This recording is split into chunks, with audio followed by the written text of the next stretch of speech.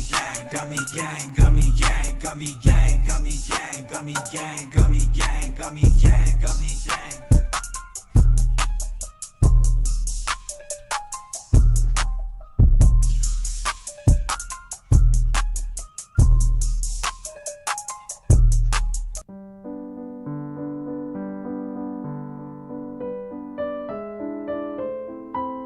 COSTA guy.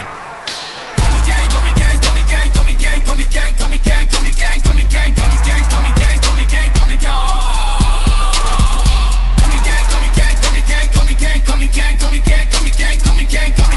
gang, gummy gang, gummy gang.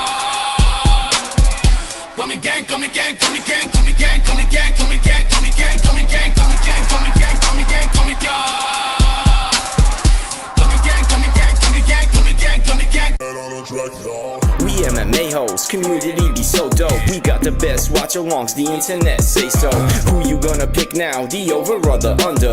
Chris will give his picks out, and I don't trust no other. Main card or the prelims, it don't really matter. UFC fight nights and pay-per-views on a platter. Toe holes and omoplatas, blood nose and split bananas, thug rolls and empanadas, big bowls of marijuana. Gummy gang, gummy gang, gummy gang. I need 2 joints to hang in the homie Craig gang. I'm grinning ear to ear, amped up, showing fangs. It's time to watch the fights, beast mode, watch them bang.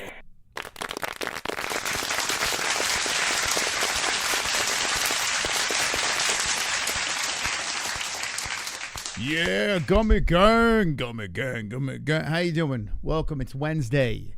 Everyone hit the like, because I said so. We're going to do a little 314 preview show in the most dysfunctional way I possibly can.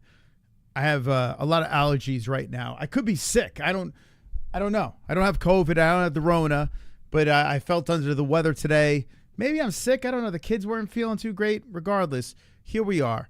We're going to be talking about the media scrums that happened. I didn't watch any of them, so I'm going to be watching it for the first time tonight. And we're going to be talking about the event that is this Saturday. I was going to do this on the main channel, and then I'm like, no. Nope. Let's not jam up that channel. Let's just keep it the way it is, and let's get crazy over here. So we're going to do this on Gummy Gang, a nice intimate stream. How's everyone doing today? Hopefully all is WW. We are in the final stages of locking up our brand new sponsor, which is a THC sponsor. Let's go.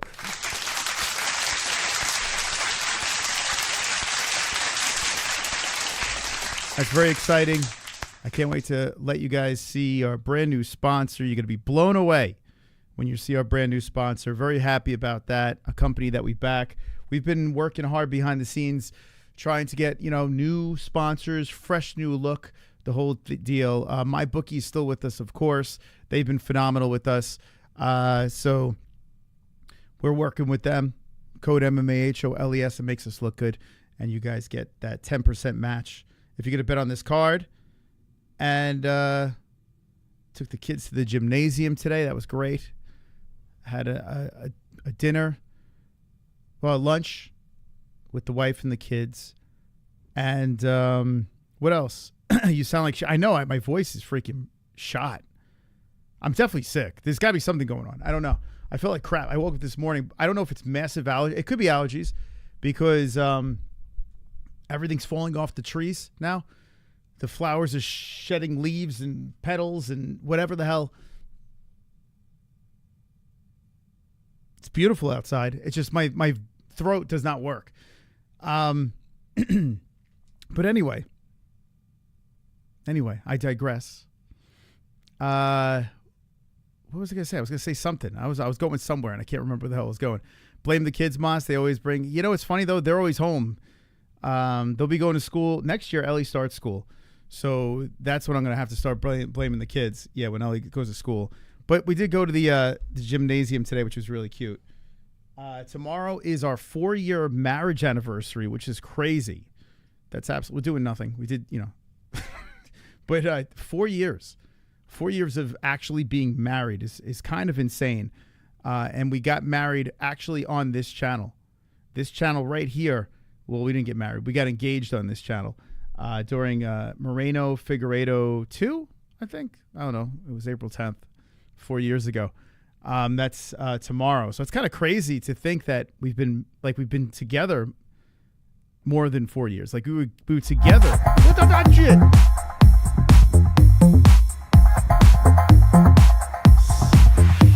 Oh shit! D-Rest just gifted 5 gummies. Let's go, baby. Thank you, D-Rest. Hey, shout out to D-Rest. You're a gentleman. Jamie got it. Wow, Jamie got the membership. How the hell? Wait, what? He was crying that he couldn't get a membership, but now what happened? Vietnamese style got a membership. It's about time. He's a member everywhere else. He's a member everywhere else. Let's see who got the memberships here. Let's see. Thank you, D-Rest. You're the man, bro. Have an early dance party on Gummy Gang. Yeah, we're gonna do some UFC content on this channel. It's gonna be weird. It's definitely gonna be weird.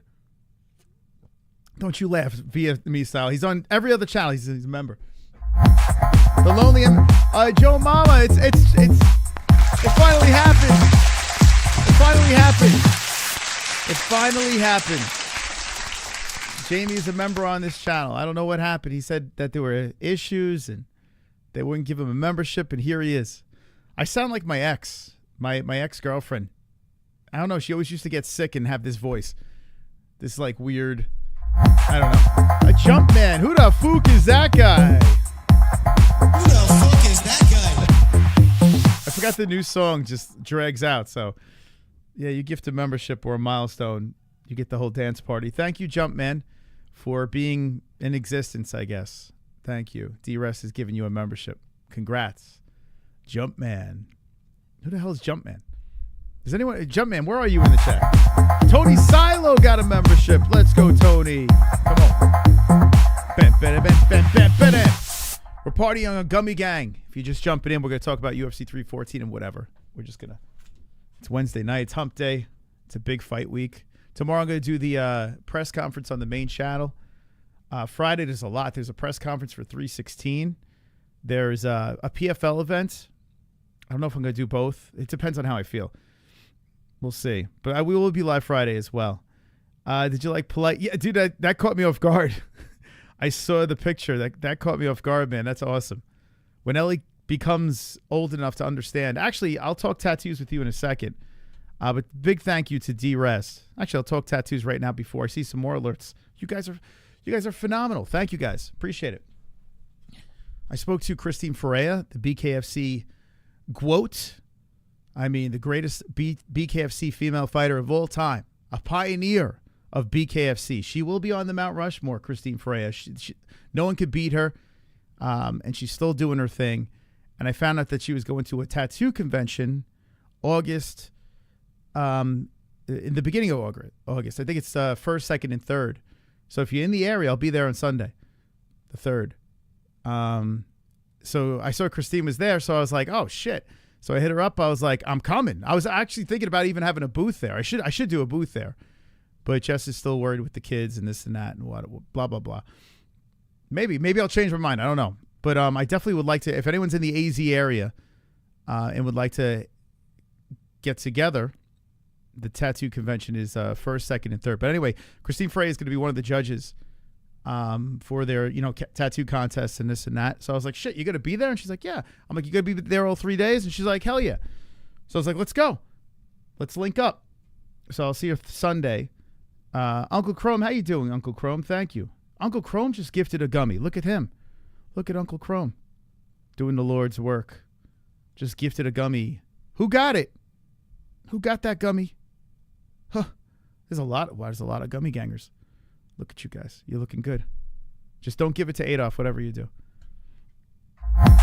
JC got gummied up. Party! Come on! Party! Wonderful. Come on, Chrome. Thank you. Then I found out that Christine Ferreira is going to be at a tattoo shop not too far from me next Tuesday. So she's getting another tattoo on her head.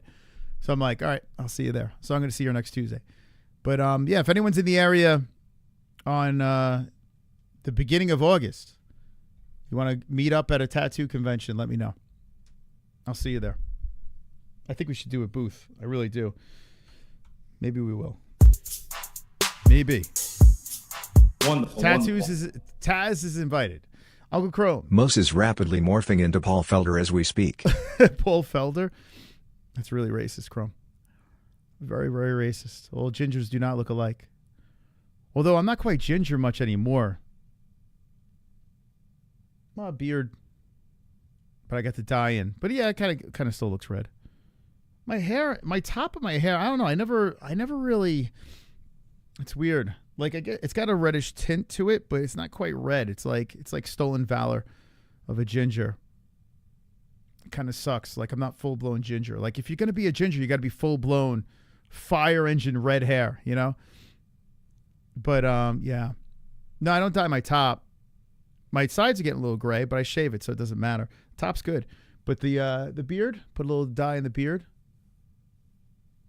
A little dye in the beard. That's been going on for maybe about a year, maybe a little longer. I don't know. Time is flying here in Arizona. It's the craziest shit. Moss is getting de-ginged per year. Yeah, well, as I get gray. Although, I got to say, the shit might look pretty cool gray. You know? The pull back hair. I don't know. It might look fucking... I might look like, you know, a retired Viking. I don't know. I'm kind of digging it. If I do get gray. I am going to get gray up there, I guess. I've got a Pale Monkey. smartphone and I need a time machine. Thank you, Pale Monkey, for the fat time machine. Yeah. Let's go, Pale. Come on. Fucking fire me up. You're firing me up. You faggot. You can't touch me. You're not man enough. I eat your asshole alive, you bitch. Fuck you, you hoe. Let's go. Come and say in my face, fuck you, ass for everybody. You bitch. Come on, you bitch. You're scared, coward. Yeah. You're not man enough to fuck with me. You can't last 2 minutes in my world, bitch. Look at you scared now, you hoe. Scared like a little white pussy. Scared of the real man. I'll fuck you till you love me. You sure will. This is a public service announcement. Someone in this community is impersonating other members of our community. 2 joints, Jamie, Kanato, Hearns, Son Osai, and Johnny Smith all fell victim today. To add insult, the imposter won't even hit the like button. Oh my God. Thank you, pal. Where did you see this imposter? I know who you're talking about. Freaking hysterical, man. Although, I don't know. I actually don't know who it is in our chat, but I do know that account that pops up. And they're fucking hysterical, though. Like, they go into, like, Angel Gotti's stream as Sonosi and Jamie. Oh, they're on Smokey's stream? Oh, my God. That's funny. That's hysterical. So did Smokey, did you fall for it? Did you think it was them? That's celebrity status in the chat, right? If you got people making accounts. That's fucking awesome. Thank you, pal, man. Thank you so much. May feel like crap, but we're gummying it. We're gummying it. He's got a penis down there, and I like what I see. Pee-pee. He's got a penis down there. You guys are taking over. I like what I see. You guys are taking over the GGs. Come on. He's got a penis down there, and I like what I see. That's right. Pee-pee. 4 years of marriage. He's got a penis down It all started here. there, and I like what I see. It all started here. Pee-pee. Yes, D-Res. Yeah, baby, let's go. Come on. I miss the bowl and the floor is yellow now. You pissed all over the floor? That's all right. You got a maid to clean that up anyway, D-Rest. Who cares? Just piss on the walls. Shout out to D. Hey, guys, thank you. You guys are fucking awesome. Absolutely awesome. Honestly, the reason why I went live is because I was going to watch these media interviews, and I'm like, let me just do it on Gummy Gang. So here we are. And you guys are fucking showing up, hanging out. How excited are you for 314? I put 7.7. I put on X, which I'm pretty excited. I'm not through the roof because I feel like by the time we get to the main event, it's been a very good card. But the main event is interesting, but it's not like knocking my socks off. You know, I still feel it feels like an interim strap to me. But a lot of people are still on that Volk train. A lot of people are still there on that Volk train. And I love it, man. I love the fact that Volk's fans are sticking with him. They believe in him, even though he's been knocked out here and there. He's been knocked out against some decent guys. So people are fired up. They're saying Volkanovski's going to redeem himself. He's going to get his belt back. Australia, blah, blah, blah. So we'll see. We'll see if that's the case on Saturday. I see 8.5, 8 out of 10, 9 out of 10 on. Yeah, you know what? I'm 7-7 now. But yeah, come Saturday morning, it might hit the 8s because I always get amped up on Saturdays. Pay-per-view days are fun. Especially I have an easy way of getting the pay-per-views. For now, at least. I don't want to knock on wood. It stays like that. Lopez putting Volk out. I do want Volk to win, but he's going to go to sleep. Oh, fuck Jay Beers. Don't be confident, man. I don't know, man. Like, I'm starting to believe in the Jay Beers curse. I'm starting to believe it now. Now I'm getting worried. And in the beginning, I'm like, all right. Don't bet on him. Don't do it. Don't do it, Jay Beers. He's in a slump. He's going to bounce back. I know Jay Beers is going to bounce back for sure. But try to be like somewhat, he might win. He might lose, Smokey, Jay Beers just confirmed that Volkanovski is going to win. Oh, shit. Oh, no. Wonderful. Who do you want to win in the chat? Let me know. Let's give a shout out to Smokey Feeble. He got his first copyright strike. Oh. Clapping hands emoji. Clapping hands emoji. Clapping hands emoji. So listen, let me just say this, and thank you so much, pal, man. Thank you. I heard Jesse was in the chat, and I came out of the shower and I heard a little bit of the stream, and I hear like music and stuff like that in the background. Anytime I popped in, I've heard music. They're gonna fry your channel.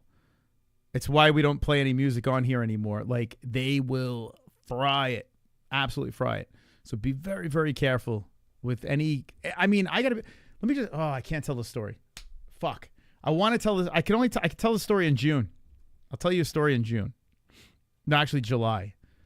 I'll tell you a story. I got a story for you. But just be careful, man. Even I'm playing with fire still. Like, you just got to be really, really careful. You can get nailed. Music is the worst. And I found out today, Suno, you got to pay for their music now. And if you don't, now Suno could fucking strike you. Like, I was like, what the hell? Like, I went to download something, and it says you got to be, if you want it for any commercial use or whatever, you need to be a paid subscriber of Suno. It was just a matter of time. And I was like, oh, shit. Oh, shit. So now, honestly, a freaking AI website will have, once you make a song over there, they can, like, catalog it, and say you stole their music if you don't pay for it. It was just a matter of time.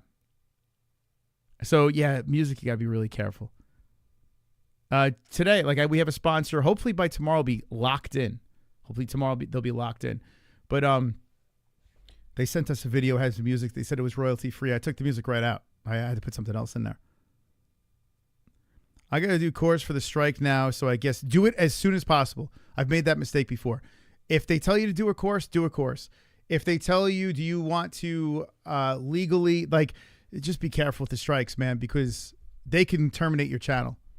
But I know you're super loosey-goosey on it. I don't know how serious you're taking the channel, but if you're taking it serious, be very, very careful. Also, it'll mess up your algorithm as well. As my voice is... it wasn't even this bad before. I don't know what happened. Uncle Chrome. I'm infuriated that this imposter didn't impersonate me. That is very racist to leave me out. I'm contacting the HR department as we speak. I must put in a call to heaven to speak to the HR representatives Drunken Michael Anzalone. I tell you what, man, it is quite an honor, and thank you, Chrome. It's quite an honor to be in a chat and have someone impersonate you. Like, that's phenomenal. Because think about it, most of you aren't making content, and you have people that know who you are without even making any content. The content you're making is in the chat. Like, you built up your celebrity status just from hanging out in the chat. It's pretty impressive. So if they ever, like, mimic you and make an account, take it as a badge of honor, I guess. I don't know. It's so much simpler to work a normal job. I have respect for YouTubers. You know what it is? Any job, you're working for someone else, right? Unless you run the business. We run this business, but we are running our business on Google's platform, right? I can't talk. Do you hear my voice? Was it like this all day? I can't even, like, I'm like all, I sound like a girl after a long night of drinking. You know those girls, for some reason girls always sound like that after they drink for a long night. The next day, they got the fucking voice. I have that voice right now. No. That congested. Like, it's kind of cute when girls have it. When guys have it, it's not cute. Not that cute. I prefer not to be copied, not even a good copy. Why not, Sonosi? I mean, if you're already a member, like, for instance, like, if you're in, like, on this channel, you're a member already, so we know who you are. Even if they get gifted a membership, it doesn't matter. We know your status in the community. Your level of gummy, your level of white belt. It doesn't fucking matter. You know? Who cares? But I mean, I guess if you're not a member, then it's, I don't know. Do you really care? I mean, most of you guys don't even have your picture on there. Sonosi does, but most don't even have their picture. So it's like, I don't think it's that big of a deal, to be honest. People don't copy boring people. There you go. What's that? Isn't it flattering to be copied? I would think so. Adolf, is it you? Like I'm like Adolf. Is it like that's his name? But who's that guy that does it? Because it's fucking fun. I mean, I was laughing when I saw it in Gotti's stream. BLT, who you just don't think is sticking around. It could be BLT, but I don't know. He hasn't been around in forever. Like, not that I know of, at least. Yeah. Yeah, BLT was a funny bastard. He used to do that. Anyway, here's Jess. Here's Jess. Here she is. Oh, boy. Yeah, maybe I am getting sick. Maybe I am. So the kids, you think the kids are sick? No? No. I thought you said they were sick. She just broke the strip. She's such a fat ass that she is so excited about eating this ice cream. Who calls their wife that? Like, she breaks her spoon. She's like shoveling this thing. Who says that about their wife? Because you're not fat. You don't call. If I call you a fat ass, that means you're not fat. At all. I would never. Who would ever call their wife a fat ass if they were fat? Could you imagine? You would. No, stop it. Who in their right mind would call their wife fat if they were fat? They call them fat if they're not fat. Jesus Christ. Anyway, she broke her spoon. Look at it. Show the spoon, Jesse. Does it feel weird? 4 years tomorrow? Well, I don't know. I got a husband who calls me a fat ass, so it's like. Is it like? Was it worth the 4 years? Does it feel weird growing and getting fatter and fatter every year until 4 years? It's crazy. I don't know how she doesn't gain weight. It's nuts. Like, look at her. Bro. She'll eat the spoon if she could. It's your metabolism, though. What do you think it is? Do you think it's your metabolism or stress? What do you think? What keeps you thin? I mean, you do exercise. I was gonna say I work out. Yeah, it's got to be your metabolism, though. It's got to be. Every husband calls their wife a fat ass. It's normal. I mean, yeah. What the hell? If you can't, you find a woman that you can call fat. You know what I'm saying? You don't fucking marry someone that you can't call fat. Like, what kind of fucking shitty relationship is that? Then you marry the wrong woman, Moss. That's right.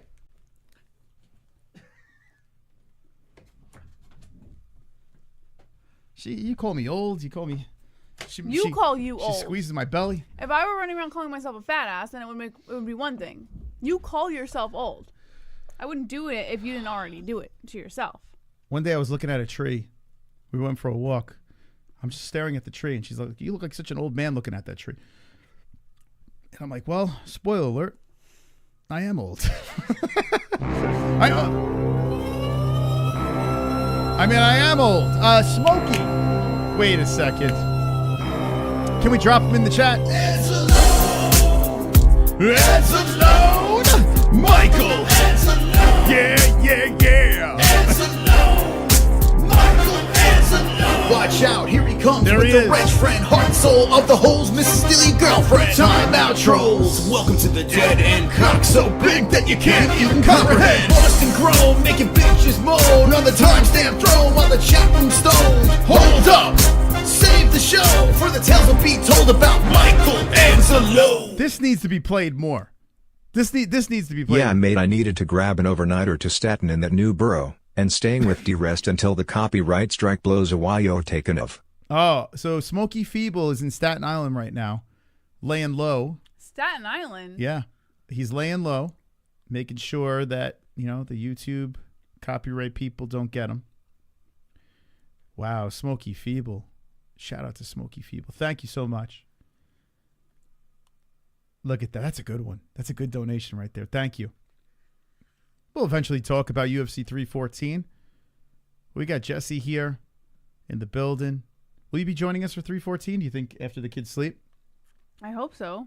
It's all depending on how the kids are. Because it's a 3-hour difference, so you can catch a lot of the main card, unless you're exhausted. How about Mom's? What's she doing? This weekend? Yeah. They're celebrating Monica's birthday.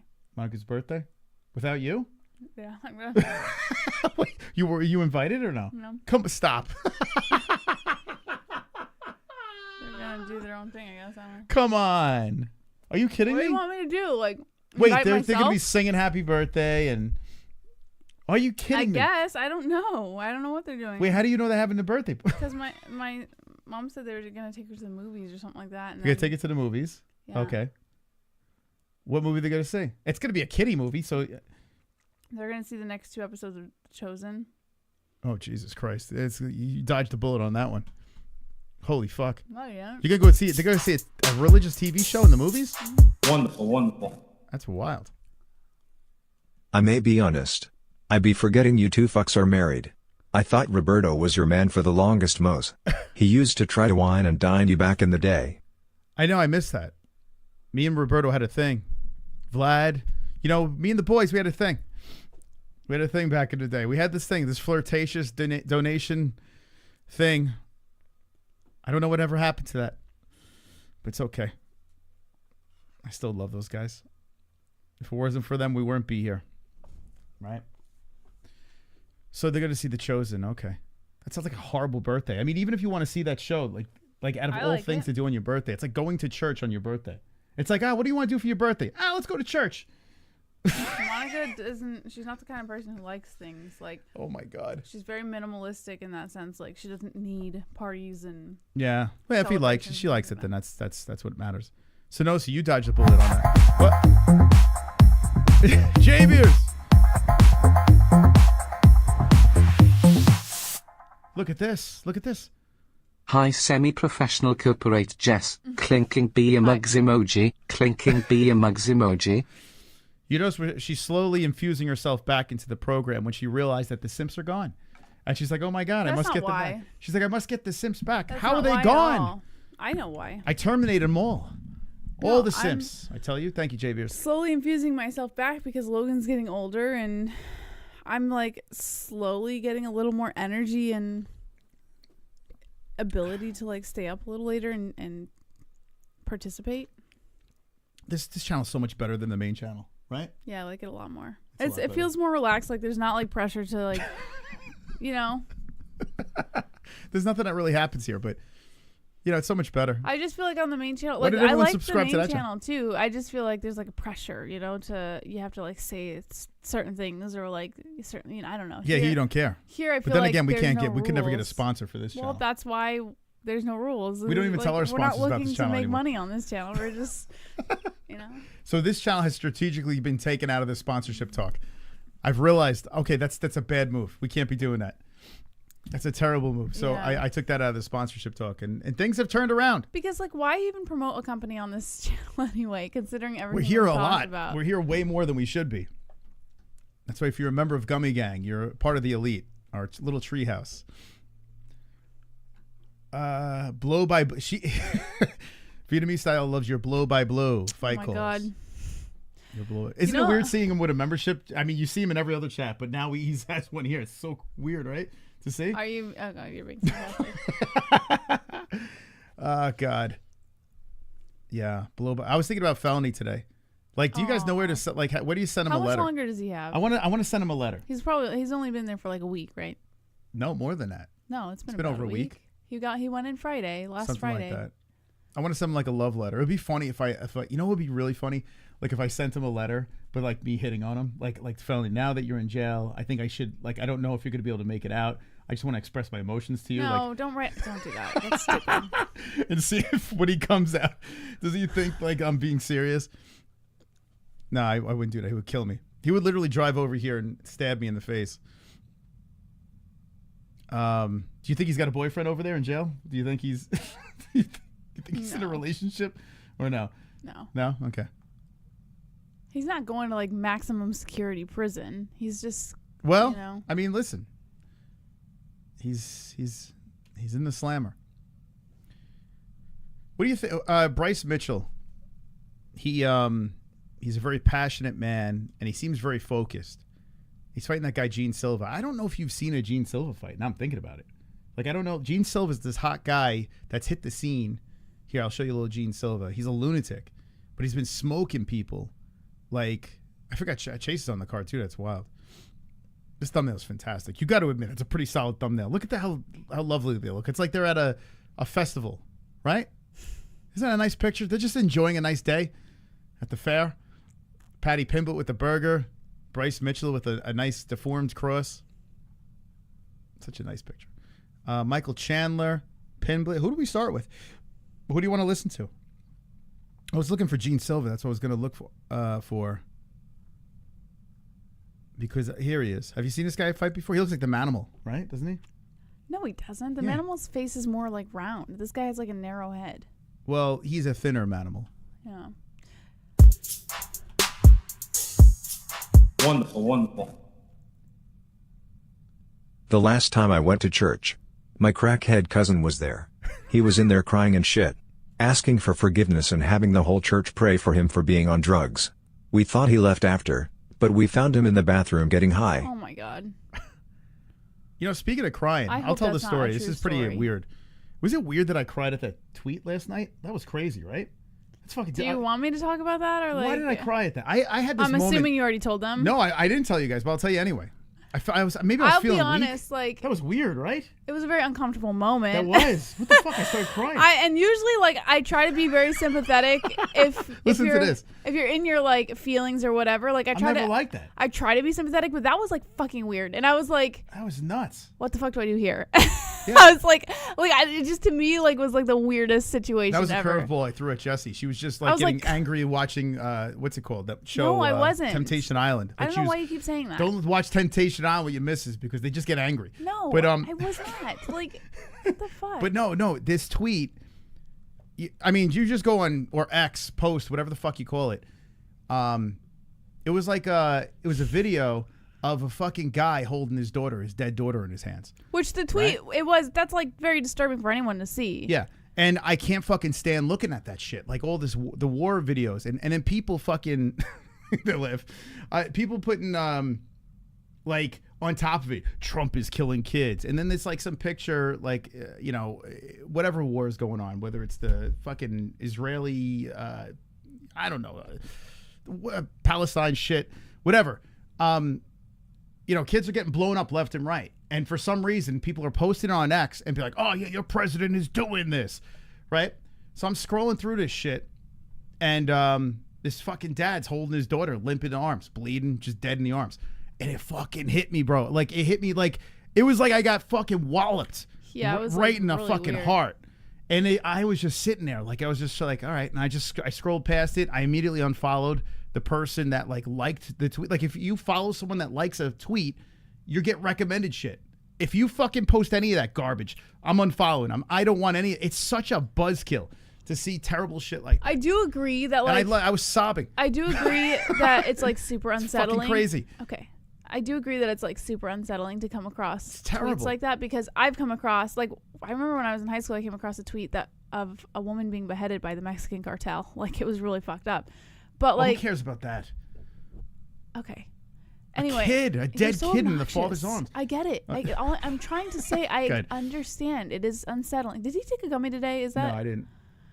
It is unsettling. So I do understand why Moss felt like sad about it. Like I understand, but I don't know. Just the way it like unfolded was like super. I don't know. It hit me hard. Oh, It was like I'm very, stressed. very weird. I think I was thinking uncomfortable about it today. I'm like, because I'm massively stressed. There's a lot of shit going on.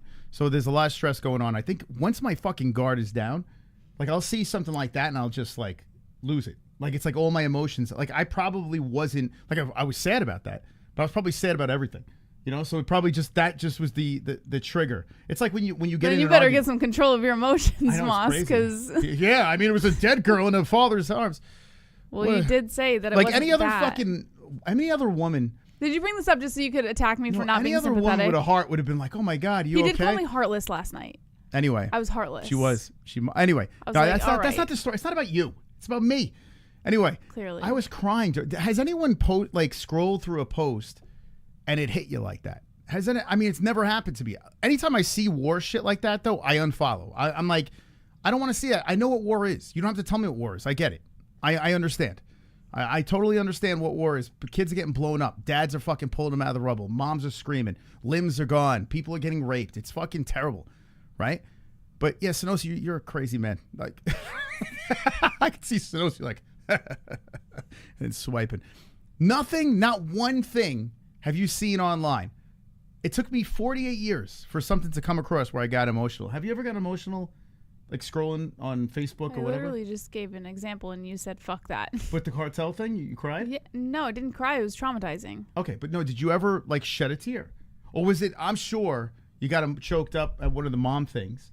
Like no, the only time I've gotten like super choked up about a post is if like a kid's dying of cancer. Okay. And the parents are like helpless and their child is like fucking dying right in front of them. Like that's cry? No, but like I felt sad. Like I did feel you like didn't cry? You know, like that knot in your throat? Yeah. Yeah, like that. And I you're felt like, that. if you cry, you're a bitch. That's what you're thinking, yeah. right? Yeah, don't be a bitch. Because like, when am I gonna see her crying at my phone? Like I did. I cried, Casey. I cried like a bitch. Like, I had so I had my weird. blue light glasses on. I pulled them off. I was sobbing. But like I did have that knot felt in so your, bad. you know, like like right before you cry, that knot in your throat, that like, you know, like that, like that's like right before your eyes start welling, that feeling. Yeah. I did get that. So like, Sonosi doesn't have kids though, by the way. So people that are heartless to this don't. I don't know what Jesse's about. I have no idea. She just doesn't cry. It's fucking That's weird. not. I just Like, you could fucking. I grew up in a household where if you cried, you were like punished for it. Yeah, but so, I've seen you cry, which is weird. I've seen you cry. Yeah, I'm still human. So- I still can cry. So why not cry at the normal things instead of just hold it in and wait? Like I don't wait. It's not like I'm like waiting around like, oh, I wonder when I'm going to start crying again. Like it's you not, do that because you did that with sausage. You were like, "Am I gonna cry?" That's what you said. Why didn't I did that? Remember you were I questioning didn't it? Why? intentionally hold it in. I wanted to cry for sausage. So you and couldn't I even force yourself to couldn't. cry for the guy. No, you can't force The yourself poor to guy cry. loved you, and you couldn't force yourself to cry for him. Everyone copes differently, Moss. Okay. Why do we all have to cry? We're Hey, not let big it out. fucking crybabies like you. Let it out. We're not all Dude, fucking as soon drama as I had queens. kids, as soon as I had kids, it's over. That's it. It's a wrap. And if you have a daughter, forget it. Forget it. You're done. If you're a guy with a daughter, like Chrome, for instance, that guy pretends he's all tough in the chat. I guarantee there have been moments where all his muscles are in his fucking wife's arms. I had a cow's farm. Exactly, Terry. That's the exact. Actually, that quote came out of my mom's mouth constantly. What's that? Stop crying or I'll give you something to cry about. That was a constant thing that she said to us. I'll give you something to cry about. So if you're at a funeral, if you're at a fucking funeral, is your mom going to walk up to you and be like, stop crying? No. I'm talking about like just generalized like whiny children or whatever. If Have you ever started cried at a crying funeral? about something. No. I don't have. Your nana's, your nana's Oh funeral. yeah, but mine. Fuck, Yeah. I sobbed at that too. Well, that one was hard for yeah. everybody. We all sobbed like babies. We all sobbed like fucking babies. Like I sobbed in that one. But I also haven't been to many funerals, so she would probably be the only one that. You know, you want to hear how horrible this is? Her father was doing like the what's that? What was he doing? What's it called? The sermon or? Yeah, he was the minister for the event. Yeah, which was awesome. Her father was the minister for the event, right? Her mother's Memorial. mother passed. So her father was the minister, and he's doing it, and he broke down. And listen, this is a former. It's his mother-in-law. Yeah, I know. A former military guy, this and that, and he broke down. And I was like, holy fuck, right? And everyone's kind of losing it. No one went up there. No one. You know who went up there? You know who went up there? This guy. This guy went up there. And I gave him a hug. We sobbed together. And we're the only ones that weren't blood related to this woman. I was like, holy shit. Like, as I was like consoling him, I was like, what the fuck? No one would go up there and fucking console the poor guy. The guy was on the stage. Well, we all just expected him to get it together. Look, that's how fucking crazy. They were like, pull it together. I was like, no, man, this guy's drowning, man. So I went in there in the trenches and I sobbed. We sobbed together. I held on to it. It was a nice moment. It was a really nice moment. But I can't stop thinking about it. And it was very sad to see him breaking down. But like, what the hell did I marry into?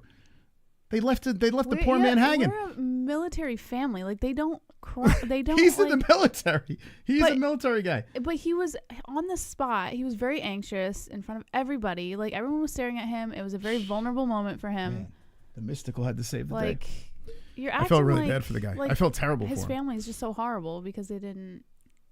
Did you see they put the a card for the GFL or whatever it's called? Yes. It's coming up soon, but it's on Saturday. It's on a Saturday, which is so fucked. Like, and I think it might go against the UFC.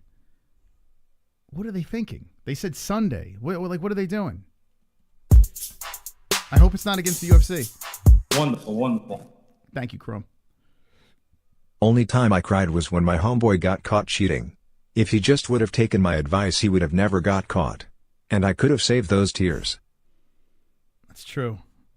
That is true. You could have saved him. But he didn't listen. Would you guys go to bat? Do you guys go to bat for your boys if they cheat? Or are you one of those pussies that rat them out? Would you still, this version of you, still go to bat for your friends if they cheated? I would never rat out a friend. Ever. Because knowing full well that someone could get hurt. Get hurt? What do you mean? Their wife? If I was friends with the wife before the dude, actually, I don't even know if I would do that, to be honest. You're serious? No, I wouldn't rat him out. I wouldn't do it. So you would just let her look like an idiot? Yeah. Why? Because she married him. I didn't marry him. But you know... It's karma. I'm not fucking ratting. Were you kidding me? Wait, what do you say? Wait, hold on a second. You're saying, like, you would look at me as a man for ratting out a friend? Like, what? I would look at you as a bigger man for preserving the woman. Oh, my God. It's not my job to preserve a woman. Like, it's not my job. It's not my job. If it's my sister... preserve the man. If it's my sister, if it's my daughter, yeah, I'm fucking ratting the guy out, for sure. But if it's a buddy... No, what the fuck? I mean, I don't have enough fingers to say who I am. I'm the crazy, heartless one. Huh? I'm the crazy, heartless one. What? You're heartless for being a rat. What are you talking about? What? That's being a rat. You're a rat? So because you're... Wait a minute. You would rat out... You're going to protect the person who did something wrong? Yeah. He's not murdering anybody. How much sense does that make? He's not murdering anybody. He's just making stupid decisions. He lays in that bed. And then the innocent one gets strung along like an idiot and then eventually hurt, and you're not going to do anything for her. You're just going to... What the fuck?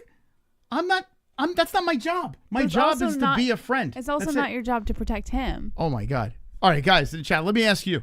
Would you fucking rat out the guy? That's wild. I guarantee not one fucking dude in here would say, yeah, I would tell her. Like, what the fuck? Who would do that? I mean, I will say this. I have a friend that's ratted me out. I've had a couple of friends rat me out, but I would never rat them out. You're wild. I wouldn't do it. No. Look at the chat. No one would do that. Jess, come on. Come on. You had no secrets. You would know secrets about guys, right? Have you ratted them out? I know secrets? Yeah. Like, you would know secrets about guys. About who? I mean, you haven't been around any of your friends when your friends cheated on their girlfriend or whatever? No. Come on. Stop it. I hate to break it to you, but my friend group was way different than yours. So if say, for instance, one of your brothers cheated on their girlfriend, you would go to the girlfriend and tell them? I wouldn't know. They would never tell me. If you did know, would you tell? If one of your brothers cheated on their girlfriend. Honestly, I would sit down with my brother first and tell him that he needs to be honest. Would you tell? And if he wasn't honest, you would tell the girl. I honestly have, like, that's a way different thing because family's involved. You're talking about just a friend. Sometimes friends are closer than family. I don't agree with that at all. Bros before hoes. And we just found out you're a rat. I can't wait for the next Fuko Friday. Yeah, no one's snitching. Not one person in this chat said they would snitch. See, look, I'm not in the minority. That's just, you know. No, you're just a man. Come on. You can't wrap your head around that? Not. I mean, I understand your intent to, like, preserve your friendship. Well, it's not my business. Exactly. Honestly, it's not my business. Your business, but you're just, like, it just doesn't make sense. You're like, well, it's not my job to protect the woman, but for some reason it's your job to protect the man. If someone makes a mistake sense. in a relationship, right? The guy or the gal that did the cheating needs to fucking live with that. And if they can live with that, all right, fine. If the girl never knows, what do you do if she like finds out that you knew, right? And she comes up to you one day and goes, like, I have proof that you knew about this. I'm like, yeah, I knew about it. I wasn't going to rat him out. That's what I'd say. I would say nothing against. I'm not going to rat him out. It's just. What are you going to tell her? He was wrong. I told him not to do it. I wasn't a big fan of it. But, he did it. Like, and it's what not if my she problem. was, like, upset with you for not Are you just are you arguing to argue, or do you actually believe that I should rat out? Is this an argument to you? No, I'm just saying. I'm just trying to figure out the other side of it. Like why would I tell her? I don't know. Why would I tell her? I'm just asking questions. Okay, interesting. It's not my business. That's what I'm saying. It's not my business. It's none of my business. Wonderful. Jess, it's not Musk's problem. His friends have stupid happy-go-lucky wives. Exactly. A lot of women know. A lot of women know what their guys are doing. They just turn the other way. They pretend they don't. I've seen it firsthand. Some women are like that. Whatever. Sometimes women marry guys that they just want to have kids. They want to reproduce. That's why I married you. I'm just kidding. I'm just kidding. Don't rat me out, guys. I'm just kidding. Don't rat me out. Wonderful. Uncle Chrome. The only person that needs to know is me and Jesus.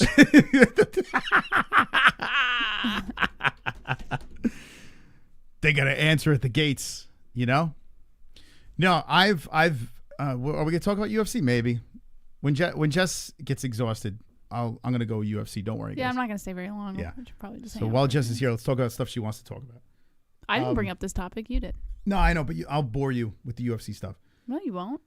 I don't mind. Yeah, I don't know. What? But anyway, let's wrap this up. It doesn't bother me. So, oh fuck, what was I gonna say? Shit, my brain is not working. I know. Complete. I was gonna say something. What were we talking about? We're talking about ratting each other out. What are we talking about? Yeah, I know I was gonna go. I made like a million mistakes. Like she knows. I made a ton of mistakes. Being stupid. And I had to live with it. And the best day was I just let it all out. I just confessed to the person I was with, and I was like, yeah, let's just get this off the chest. Let's get it over with. Let's rip the Band-Aid off and clean slate. And then ever since then, I was like a completely new person. It was the best thing ever. And then knowing that I got buddies that got to fucking live with that shit. I don't know how they do it. I have no idea. To live, like, there's guilt. There's no matter how fucking strong you think you are, there's guilt. Did she feel relief when you spilled all of the things you'd done throughout your sort of? I mean, she wasn't happy, but yeah. But she found out stuff. I'm sure she probably speculated things were going on. Yeah, she found out stuff. Yeah. So yeah, and that's why we're still cordial because I mean, I was honest. Like at the end of the day, we broke up, but I was honest. Yeah. If I just fucking kept it to my grave and was a dick and whatever. And just waited until she would find out. So, it was, she knew what was going on. And she wasn't perfect either. But regardless, living with that. I don't know. Any of you guys live with that shit? A lot of guys do live with that shit. It's not easy. It really isn't easy. 314 is going to be a banger. It's going to be good, man. It's going to be good, definitely. Wonderful. Jess is lucky not getting yanked into birthday stuff. I got 4 siblings and my mom's dragging all her adult kids for a gathering. Also, steak dinner is all I need for a birthday. Yeah, my family's weird with birthdays because like half of them don't even have a party. Like some of my siblings don't even say happy birthday on your birthday. Like they forget it's even your birthday. And then like I don't know. It's just there's not really much like around it. I'm usually the birthday host when it comes to like if I can get everyone over. I'll host a birthday for someone, but like nobody is inviting me anywhere. Like we're just kind of hanging out, It is what it is. I'm not like out for breakfast. And I'm your not. mom, I'm right? not upset about it though because like I don't know. I'm just tired. I don't want to go anywhere anyway. So and it's always hard to take the kids places. Let's see. Turns life over to God. The mistakers you made. What? The mistakes you made. This is mistakers. Mistakes. Moss. Oh, takes. I put an R in there. I'm sorry. Takes. Mistakes. That's not how you spell mistake. Yeah. Fuck, bro. I hope you get a prenup. I got 14 of them. Well, that's nice of you 14 to say. prenups. So there it was, right? Balls deep. Let's see. Relationships end with only half of conversation like that. Yeah, that's true too. Sometimes one side doesn't even spill the beans. You know. Me and her are at peace now. Peace too. There's no way to really live with that if you aren't a cuck. It's true. Oh, so you had a similar situation like that? Yeah, it's fucked. You had a person cheat on you? I've been cheated on once. Yeah. But, you spilled the beans. I mean, it wasn't really like a super committed relationship, so I wasn't that hurt about it. Like, I kind of knew who he was before I invested in the relationship, so like, I kind of knew what was gonna happen. I wasn't like, it didn't like destroy me, you know. Like, I knew eventually he was gonna fuck around, and I was okay. Like, I kind of was like, all right, whatever. Like, I don't know. I feel like if it was like more committed, then it would have been a serious thing. It's cuck shit to know your wife or you are cheating and you just let it ride. Yes. I agree with that. If you know your partner is cheating, just get the fuck out. Like, yeah. A lot of women though. A lot of women just put up with it. Actually, Why? guys probably do too. Yeah, I guys don't get probably it. do. Because some guys are super simps. You know, that just like their wife could like punch them in the face and they'll be like, I love you. Yeah, that's kind of how I saw it, Smokey. Like, I wasn't like, I don't know, like, I think I was kind of using him too in a weird way. So like, as soon as he cheated, I just looked at it as my out. I was like, oh, thank God, you know?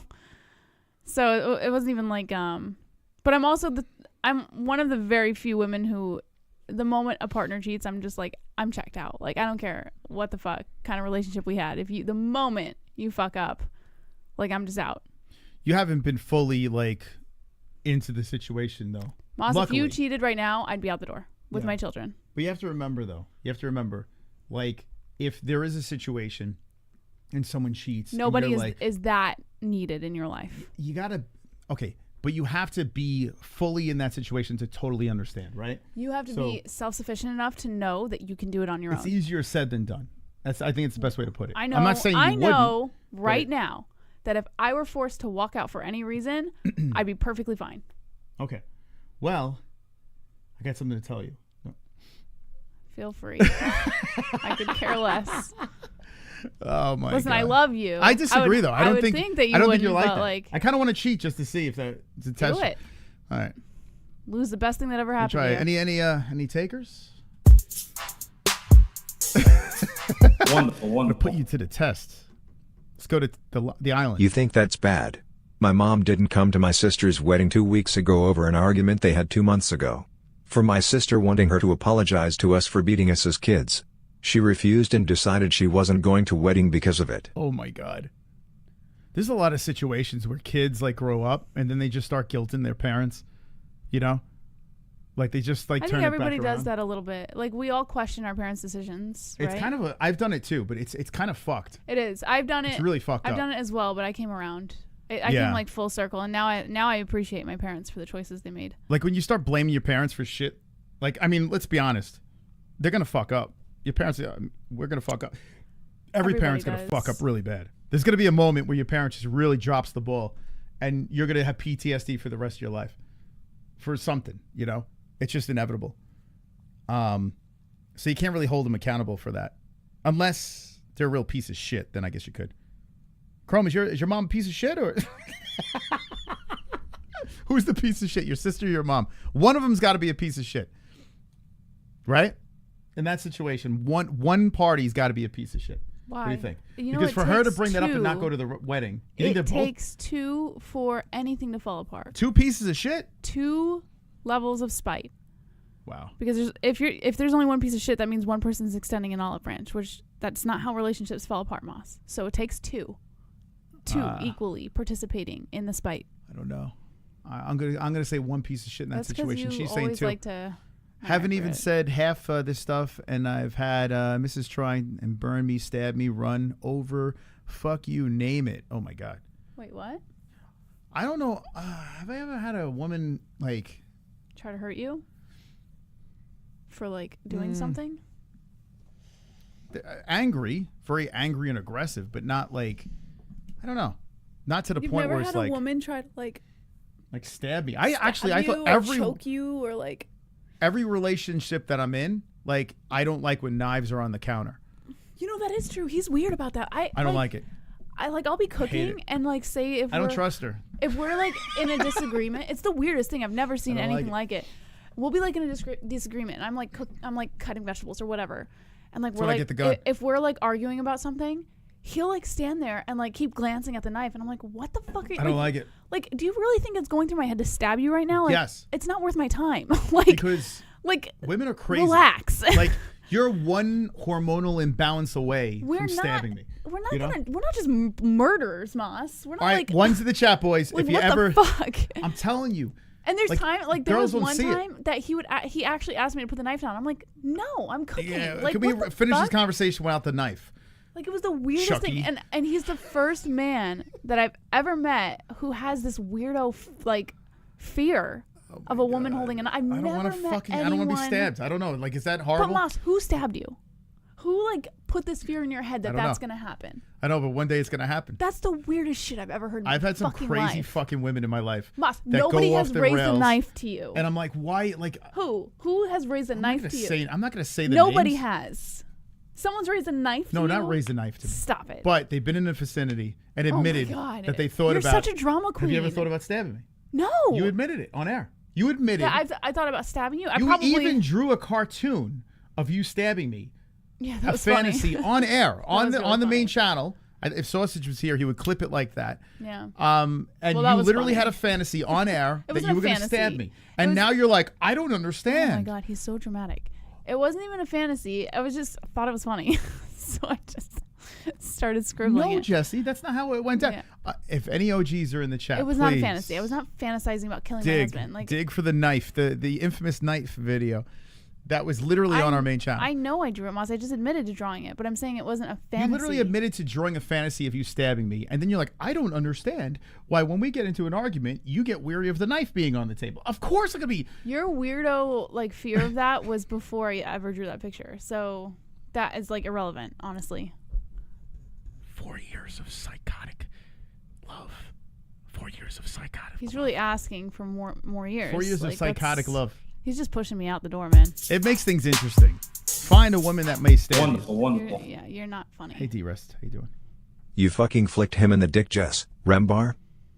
She's done some. I mean, I've been physically abused on the MMA-Holes. Oh, if you I guys tell knew you. what I Flicked in the with. dick. I think I was punched in the face, if I'm not mistaken. The gaslighting is real right now. I had a drawing put on air of a knife. Was I getting decapitated? I can't even remember. I wish you guys got even a day behind the scenes to understand why I am the way I am with this man. Yeah. Wonderful, wonderful. Let me know how that works out. Uncle Chrome. Only problem is I received 90% of those beatings and deserved all of them. I turned out all right. All my siblings got mild spankings compared to what I got. None of them got punched in the face like I did. I think they were mad I could take the beatings.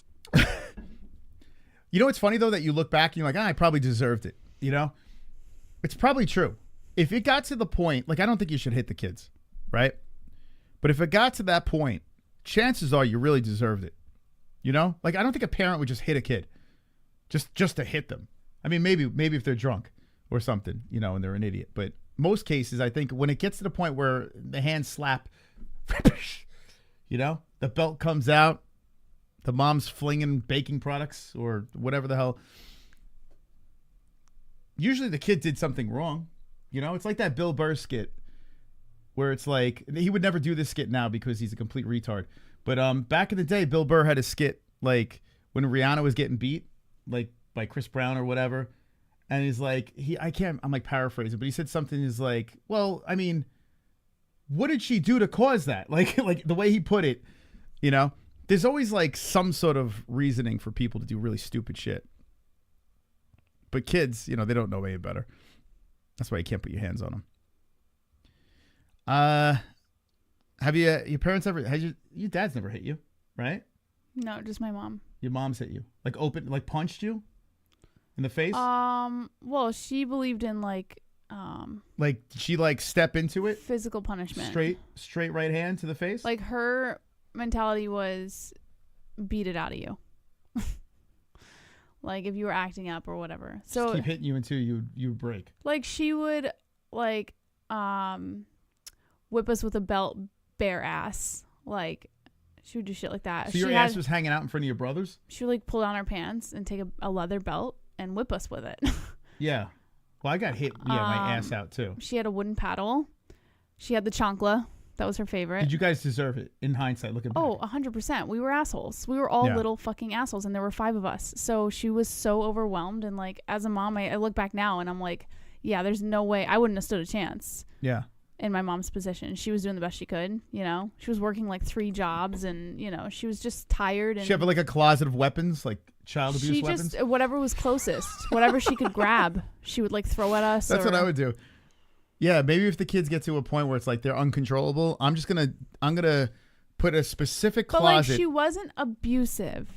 It like I know it sounds abusive, but she is like the most loving mother you could ever meet. She just was like super overwhelmed, and she was trying to set us straight quickly because she didn't have the time or patience to deal with. Is that why you don't cry now? The bullshit. Do you think it's because you were hit as a kid? You don't cry. I now? do cry. No, but like it's like it's gotta be like on another level. For you know what makes me cry? Like if it comes down to like my kids or you sometimes. Like sometimes you can really push me there, but more often than not, like you're not gonna just find me crying at a TV show or something like that. Like it's just not. Why don't happen. you cry in front of people? What's the fear? Because it's.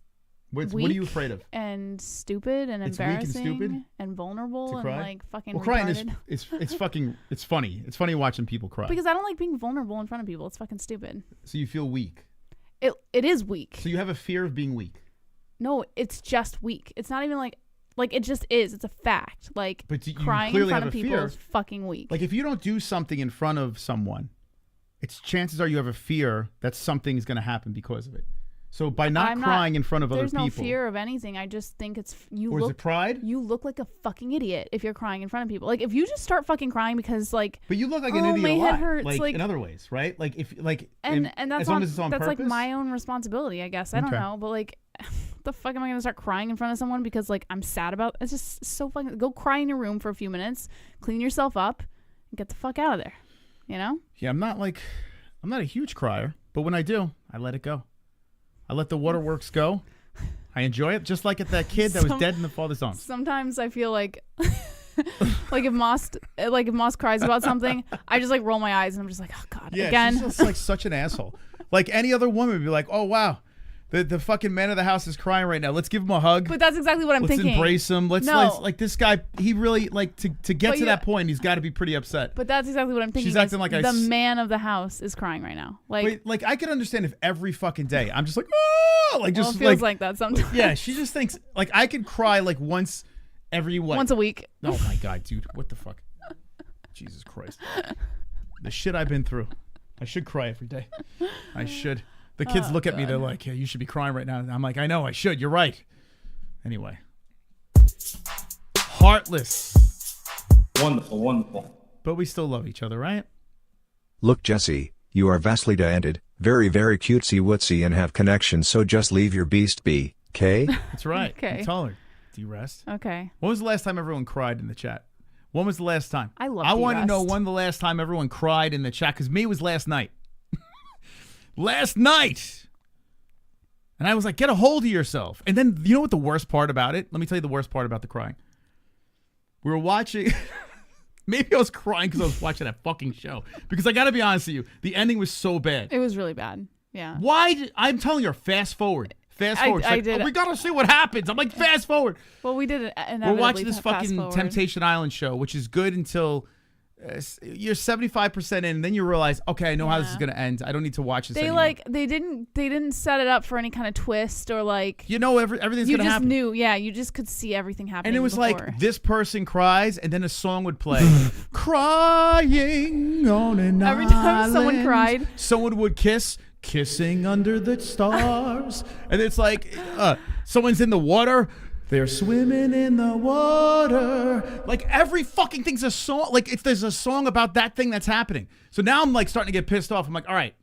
Every time someone cried, Moss and I would just look at each other like. So now she goes upstairs, right? I'm scrolling through X. I see the fucking dead kid in the father's arms. I'm like, whoa. Scroll. She comes down. I'm like, I'm like, I saw a fucking ghost. I don't know why. So now I'm upset. He did look like visually unsettled. I didn't know what to do. I was like, what the fuck is so wrong like with me? I did, and I know we're You're joking. heartless. I know we're joking, and like, yeah, Moss did call me heartless or whatever, but I did genuinely care. When I saw like that he looked upset, I was concerned, but I just didn't feel like it was like something to cry. Listen to cry how about. horrible this woman is. Let me tell you how horrible she is. Not only did she not care, but then we had to Why watch. did you say I didn't care? We had to watch the end of the show, and the end of the show was this mutant Michael Jackson looking Asian girl marrying this Italian. Spoiler alert: marrying some, like, getting engaged to this Italian guy, right? And they're on this fucking island with the rose petals, and all I'm thinking as I'm watching this guy drag this, and she's like crying, and she's like, "Oh, I'm so happy," blah blah. And I'm thinking of the dead girl in the guy's arms. Like, I'm watching this, and like this stupid music, they're getting engaged, and all I'm thinking is dead girl in dad's arms. That's all I'm thinking. So now, like, if I cry while I'm watching this fucking Temptation Island, she's gonna think that I'm crying at the proposal. All I'm thinking about is dad with the dead girl. So now I'm mad. Now I'm fucking watching this mad. He got mad. I was like, yeah, I'm gonna get this fucking show off the TV. fuck, like, dude? I wanna stab he's just both all of these. caught up in his emotions, and sometimes he has a hard time like. This is why I didn't do this stream on the Regulating. main channel. This is why. It's like being married to a woman sometimes. Wonderful, wonderful. That's everything that happened last night. The best beating was when I drank one of her Dr. Peppers after she told me not to. So she showed up to the community pool downtown. Pulled me out the pool and whooped my ass with the belt while I was soaking wet in front of basically the whole town. Hear how he tells that story? He's so fucked up from that. Like, you can tell. Like, he remembers every little detail of that soaking wet beating by the pool. You're fucked up. I think any of us who have taken beatings as kids don't always remember all the good parts of our childhood. We just remember the parts where we got the shit kicked out of us. Yeah. Well, my dad was the disciplinarian. It was kind of like he was the executioner. Like, if we got my mom to a point where it's like she couldn't do anything about it, dad would come home from work over the knee, and he would fucking fake the slap. He was such a dickhead. Like, he would have me bare ass in front of my brother over his knee, and he would go, Did you like, ever he would get fake, and I would flinch, and he didn't want me to brace. He didn't want me to brace. He wanted to make sure that when I hit, when he hit me, it was going to be a good one. And he would fake the slap. He would come in and fake it, and then whap, right on the ass. And then I would come. That's not really a joke for your dad. That wasn't that funny. That was just disturbing. And then I came. It was really weird, man. I didn't know. Oh God. Oh, my brother's looking at me. I'm stuck to my dad's leg. What else you want to talk about? I didn't even take an edible tonight. Yeah, you're on something else tonight. I don't know. You bring the best out of me, Jess. I didn't do anything to you. She doesn't even laugh at that. Could you believe it? Like, these guys are laughing in the chat. She's just like, how do you not laugh? How is that not funny? Come on, Are you Jess. really saying that about your own joke? That was a good one. How No, do you you didn't not like laugh? it? Damn it. I do love you very much, Moss, but Could you imagine? it's different when you live with someone. It's not like Find a woman that laughs at you coming on your dad's leg. I used to laugh at everything you said. What? In the beginning, I used to always laugh at everything you said. I used to find you very funny. In fact, I still do find you funny. I just don't, like, audibly laugh. You don't cry, you don't laugh. What the fuck do you do? I do laugh, and I do cry. What do you do? Like, what? He's making what kind me of sound like emotion I'm do you some have? kind of robot, but I am human. I Yeah? still laugh, and I Okay. still cry. She laughed at something the other day, and I almost hit the floor because I said it. And I'm like, she hasn't laughed at something I said in a couple of years. That's not It's been true. a while. I laugh at things you say all the time. And she's like, wow, sometimes you're actually funny, she said. What was it? Oh, I think it was high, though. So I can't even take when credit he's for it. high, he's really funny. Like, I will say, it's just unfortunate because Yeah, I need to be completely... because he has to be I need to do high. drugs to make my wife laugh. But like his sense of humor when he's high is like it's more on my level. Like things that he finds funny when he's high are things that I would ordinarily find funny. But when he's sober, things that he finds funny are just to me like obnoxious and just like not I don't know, like it just doesn't I just don't get it, you know? So like it sucks that like he has to have a freaking gummy for us to be on the same level of humor, but like he's really fucking funny when he's high. Like sometimes I love it when I see him taking a gummy because I'm like, okay, we're gonna get like fun Chris today. She's doing it for the sex. She's saying fun Chris because she's like, holy crap. Honestly, I'm okay with being able to take a shower by myself, Mom. Yeah, but think about it. I mean, it's like I grow a couple inches too, right? It's kind of crazy. Sometimes I don't even fit in there. That's probably you being high. Yeah, that's what I'm saying. That's why you like the gummy. You're like, thinking wow, that. Was that a horse? Did I marry a horse? You might want to stop before I say something that you're not going to like. She's like, I've had bigger. More reasons to get high. I mean, that's not saying much. To get high more often, I guess, right? I get high a lot. I was like, I got to take tonight off. We'll talk about the UFC. I saw that guy. Ooh, is it MMA channel? No, it's not. It actually isn't. This is Gummy Gang. And Jess is here, and I don't want to put her through. I don't care. Something I think about 24/7. I'm not going to be staying for very long anyway. Anyway, what else do you want to get off your chest, Jesse? I mean, I feel like this is like I'm getting slaughtered here. What? Nobody's You make fun of me crying. You're bringing up all the topics. You don't find it funny when I jizz on my dad's leg. Do you see what he does? He brings things up, and then when I respond, he's like, well, you're attacking me. You know what's crazy? Like, my mom listens to this. My mom listens to all this. I hope she hears this. I hope she hears this. No, she listens to it. She just doesn't bring it up, but she does listen to Does she ever say anything? No, thank God. Because I was thinking to myself, I was like, wow, this shit she hears, Mom. she shouldn't be hearing. But you say some pretty fucked up shit, too. Do you feel weird do about I? it? No, I'm saying, like... What do I say that's so messed up? The other day, we're on air, and she's like, we fucked 2 times today. Like Tourette's. I was like, what the hell? I didn't say it like that. I did not say it like that. What did you say? You said, what did you say? You said, like, how was... You just blurted out that we banged 2 times in one day. No, I didn't say it like that, though. I said it more tastefully than that. We made love twice. No. What did you say, Jess? I can't remember the context of the conversation, but you had like asked a question and then I answered it. You said something about like how am I when I'm high or something like that, like something along those lines. And then I said Moss had sex twice today or something like that. And now my mom knows I wasn't like, we fucked twice today. Like, now my mom knows that we had intercourse twice in one day. How does she think she got grandchildren, Chris? She's not a fucking idiot, all right? Relax. She knows you have sex. Maybe she thinks you're like, it's like an immaculate conception. You know, maybe it magically appeared in your puss. Like, actually, a lot of people were where surprised did the you kids were in come black. from?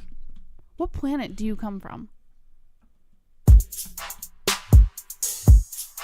Wonderful, wonderful.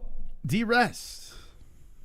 My father was the world's best. I was an only and got whatever I wanted. However, my sister got whatever also. Outcome I lessened and understood as my sisters did not, so I turned out unspoiled, as my sibling became the reverse.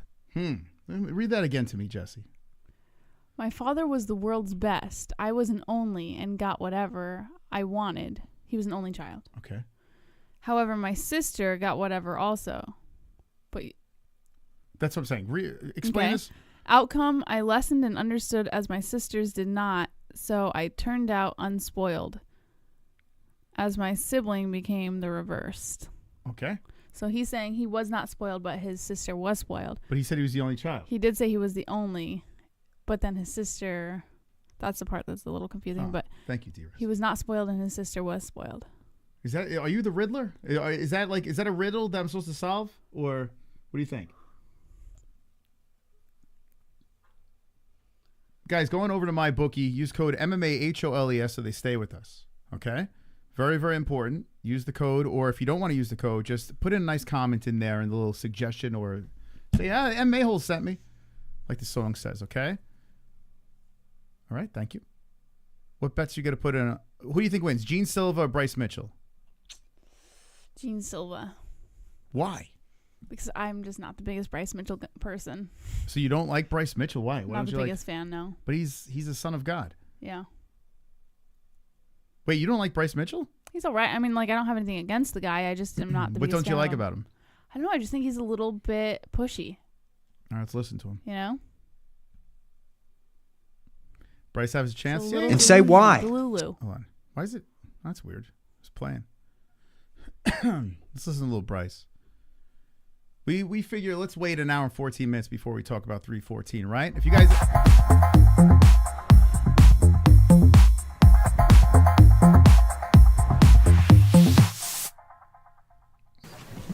Always great to see you both on the show. Much love. Thank you, Freeze, man. Thank you. You actually scared me. Did that scare? Oh, you don't have the ears in. No, but I can hear it. Scared the crap out of me. That scares me sometimes. Throws me off. Thank you, Freeze, man. Thank you, everyone that donated tonight. Really appreciate it. You guys are dubs. Dubs. Wonderful, wonderful. This is the MMA Junkie. Thank y'all for having me here today. I appreciate y'all. He appreciates y'all. He's a very nice guy. Wonderful, wonderful. Only boy in between toe sisters Jesse. Oh, he was the only boy. Oh, so he had two Not sisters. an only child. He was the only boy. Younger and older. Sorry, I misunderstood that. I apologize. He was the middle child. Middle child's rough. It's not easy. I was a middle child.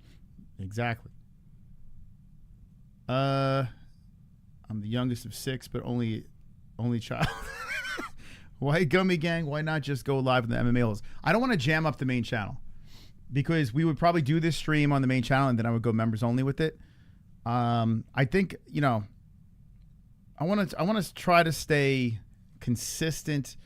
I want to stay on point with the MMA-Holes. I want to take it a little more, not serious content-wise, but I just want to be more strategic because I got to be honest with you. Before it was getting balls to the wall and it was turning into a mess. So I want to tighten it up. When you go to the channel, you know what you're going to get. You know what I'm saying? Yeah, Smokey, I have a sister. She's single. We would love to have an Aussie join the family. Ozzy. Aussie? Yeah, I've been saying it wrong too. Aussie? Ozzy. It's not Aussie? It's an Aussie. Oi. I'm going to start saying oi too. Like I'm going to start Aussie. saying, it's Aussie. Oi. A-U-S-S-I-E, right? So when do you say oi? Where in the sentence? Because they just throw it in randomly, right?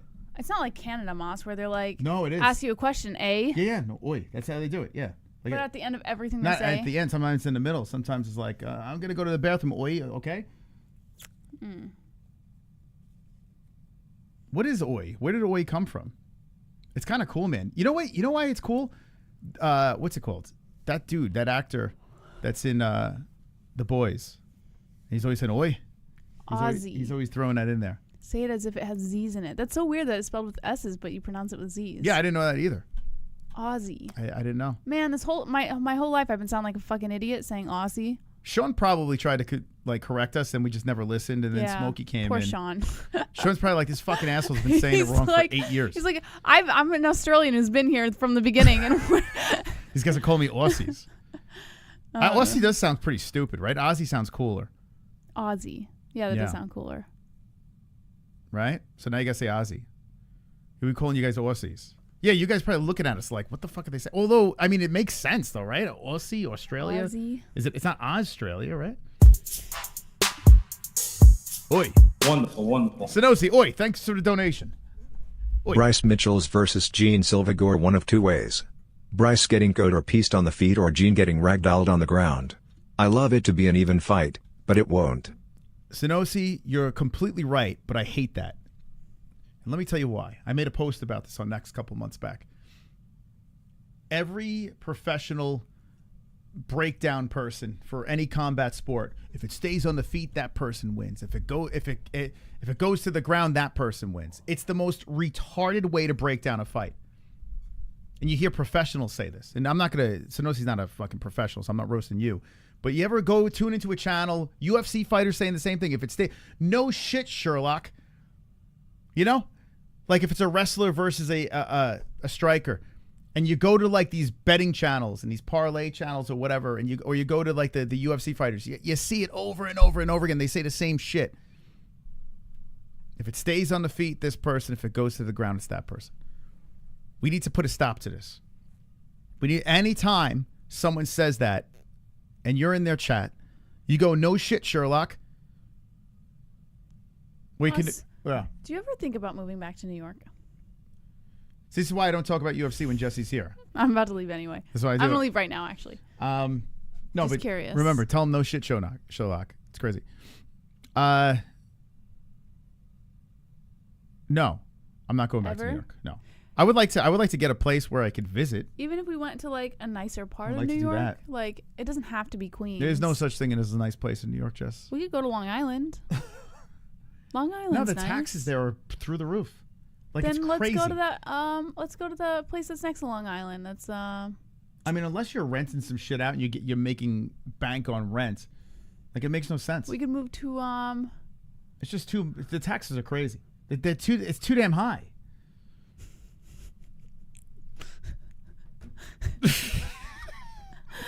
The rent's too damn high.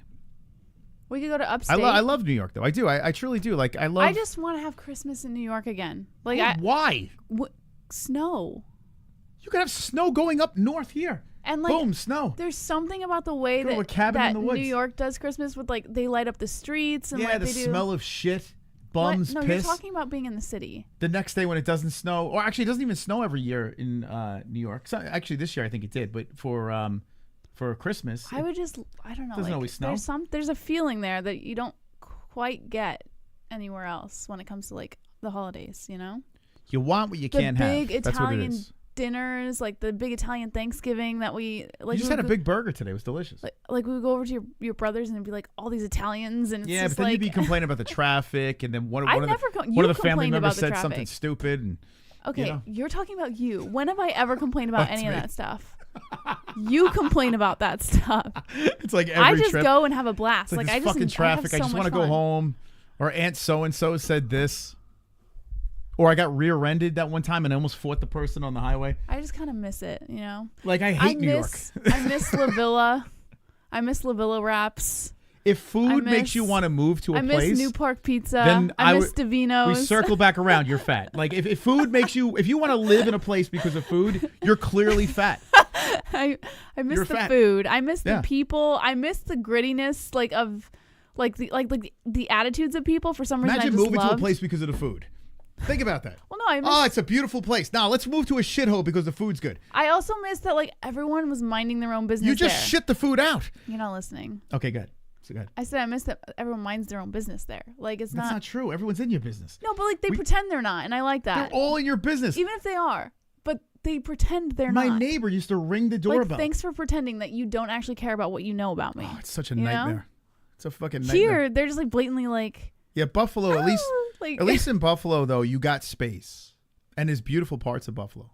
But yes, the food is definitely like my top priority. But the feeling of Christmas is like. I couldn't imagine. Listen, I miss New York food, but not enough to move back. You know what? I have thought about it. If like, like, I don't know. If we ever came across like a boatload of money, I would definitely buy a place in New York again. Yeah, like it would be nice to have a condo. Like yeah, somewhere, something small where we could take the kids. Money. Where we could take the kids and just like spend Christmas there. Wonderful, wonderful. Kenneth CP, I have Jesse's back. Use the marker, but keep in mind there's only one, so be sure. Well, hold on a second. We got two at once. You guys are firing on all cylinders. Do you admit that New York is greatest city? Wow, greatest city? I've never been to California, but yes, I would say. I mean, if you're talking about goated city, I mean just city. So like amazing. Everything that you need is there. The magnitude of it, driving over the bridge and looking at the skyline, yes, Moss 100%. took me to where was that park? But hold on, thank you, Freeze and D-Rest. What did D-Rest say? It got jammed up. Both of them came in. Can it CP? I have Jesse's back. Use the marker, but keep in mind is only one, so be sure. Okay, what does that even mean? You know what that means? Thank you, D-Rest. Moss took me. Where was that park you took me with the performers? It was Washington. Was it Battery Park? No, it was like Washington. Was it Washington? Washington Square? Washington Square. I knew it was like Washington something. Remember when we like went it was Washington Square. And there were like these performers and like everyone who was like passing by would like circle around them and then they would pull people out. I mean, I didn't get close because I didn't want to get pulled into like whatever they were doing. But like it was actually really cool. Like a huge culture shock because they don't do anything like that pretty much anywhere else. Yeah, they do. Well, if they do, then I don't see it. Have you gone to New Orleans? No. You like that shit? Do I look like I've been to New Orleans? Bums performing in the street? Go to New Orleans. No, it was like really cool. It's like something, there's just like a vibe about it, you know? That's just. No, you go on the subway and you're either entertained or you're scared for your life. Like I will say the subway was my least favorite part. I was scared every time I went on the subway. I thought I was going to get mugged. A shaking chihuahua. Every time we went on the subway, I was like this. She was crazy. And she didn't even go on she went on a bad subway, but she didn't go on the ones where it's like right after work and it's just like you're packed. Like you haven't experienced that. No, we did go one time when it was packed. Did you? Yeah, when we went to the concert? I'm talking where you can't even move. When we went to the concert at Madison Square Garden, it was like loaded. Okay. Oh, in Penn Station. Like by we Penn were all Station? like standing there, like holding onto poles, and people were like shoulder to shoulder. It was like disgusting. But the yeah. subways are great because you can literally go anywhere. Oh yeah, they're super convenient, but they're just not. You don't feel safe at all on the subway. But like that's like one thing. Like who cares? You know, out of everything else that you love about it, about New York, you know, Moss. I'm never gonna get him back to New York. I just know it. No matter how hard I try. No matter how hard I did 40 years time there. Like it's like a sentence. It's like a jail sentence when you I don't live in know. New York. I just want these kids to know New York. You know, like I want did them 40 to years in the know the their slammer. roots. No, I liked New York. I did, but it's a good young person's place for sure. I still think it is a good young person's place, and it's a good place to thrive. Like if you're creative and you want to just make something out of nothing, New York is the place of dreams. I think there are places in New York though that you can have a family. Like it's not. You're talking about like downtown, like in Manhattan. You need to be loaded. You gotta be loaded. You gotta be de-rest. You gotta have de-rest money to live in New York. Let's go. If you're gonna do a YouTube channel, you can't live in New York. It's not gonna happen. Upstate is reasonable though. Upstate New York. But what's crazier is the channel grew exponentially in Arizona, which is nuts. Yeah. Only 30K in New York. And but then we had just more blew connections up in Arizona. New York. Yeah, New York we'd show up in celebrities everywhere. Everyone would kind of know who you were. I mean, that's here too. We're just hermits. Like it's here too. Yeah. Like there are people like for instance with Goldie and stuff like that. One hop away. And I bang. also loved that like at any given moment, like even though we didn't really do it that pretty much at all, like you could just take a 2-hour drive to AC and just spend the weekend there, you know? Was that? You could just take like a 2-hour drive to Atlantic City and like if you just wanted to get away. We could take a 3-hour drive and get to Vegas. It's 4 hours and it's not the same. Listen, Vegas, it's Atlantic not. You're right. City is Vegas way is like fucking steroids compared to like it's I like loved Atlantic the City. Mecca. It was really You've fun. never been to Vegas? No. I didn't say Vegas was One thing worse. Atlantic City I like the Borgata with my parents. My parents love the Borgata. I like the Borgata. It's great, but that's not even on the Strip. But we stayed one of the times we went. What didn't we stay at like a Hard Rock? We stayed one time. Borgata. We stayed. No. Wasn't there one time that we did stay at a Hard Rock, or did we just check it out? I think we've walked around. Yeah, I think we just checked it out. But what's nice is Atlantic City does have the beach there. The beach is not beautiful, but it is cool with a boardwalk. I like the walk. Yeah, it's cool. The walk is. But remember that guy that tried to rob me for the with the bear? He like lied pretty much. And then AC's cool, but it's a shithole. And then Moss like got into a fight with him about it.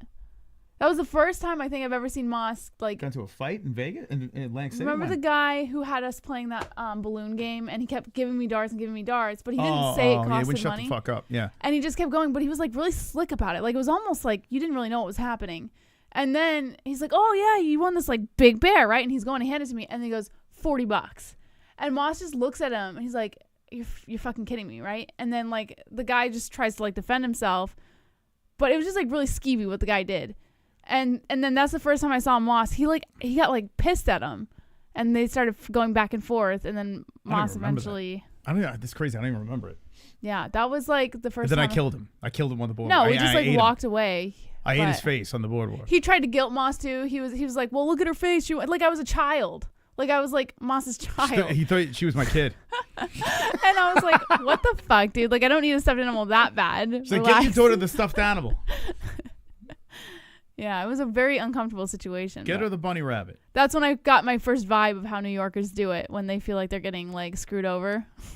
Because we Arizonans, we don't do it that way. We just kind of walk away in silence. You get shanked. You just get stabbed. And then they'll shove fentanyl down your throat. That's what they do in AZ. Oh, good. Wonderful. Look at you guys. You guys are awesome. Thank you, Chrome. Most didn't hold onto the pole with his hands on the subway. He would lean up against the pole backwards and put it between his cheeks to keep himself standing. Dude, there have been times on the subway where I'm like, I'm not holding this fucking thing. There have been So times gross. where you do the balancing act where you're like, I'm going to just try to surf my way home. You ever do this? Oh, you weren't. I used to do the surf sometimes. Like we would get drunk on the subway and just say, we're no handing it the whole way there. That's safe. It's disgusting because the subway, there's like some sort of oil. It's I don't even want to know. Like greasy hands. It's like pizza grease down the fucking rail. Oh, Every time you grab this thing, it just slips around. You're like, wow, this is like really greased up, man. It's disgusting. It's gross. Those handrails are fucking horrible. So yeah, I would put them in my butt cheeks. Thank you. Sonosi wore gloves. Did you throw the Wonderful. gloves out afterwards? Because I would burn them. Siren Call of Vegas, during IFC 309 week. I was huge windfall of casino winning away from never leaving. Been to many countries, but Vegas is an interesting creature. Yeah. Maybe Toyko will one-up that. I need to get you guys a paid vacation one day. Oh, that'd be great. I'll take that. Thank you, Sonosi. Oh, that would be fantastic. One day we're going to Vegas. We're definitely doing it. I've been many a time. She's never been. When she goes to Vegas, it's gonna be crazy. Oh, I It's know gonna I'm be gonna fucking enjoy nuts. it. Yeah, like She's I know. gonna lose when she goes to Vegas. She's gonna lose her Listen, fucking mind. anytime I go somewhere that's not home, I'm like a kid in a candy shop. Like I do. Like I have a great like. It's like taking like pulling someone out of a cave and then just like throwing them into like the funnest possible thing that you could think of and just watching them like that's me. She's like Alf. Like she's like an alien Yeah. from another But planet. I have so Sometimes much I'll take fun. her to a place and she's like, huh? I love it though. Like I love trying new things and like seeing new places and stuff. But You live in Vegas? We were gonna move there, but it's a shithole. Let's be honest. I know it's a shithole. Moss- I've been yeah, off the strip. Moss was like serious about going. It's a there. shithole. It's a fucking shithole.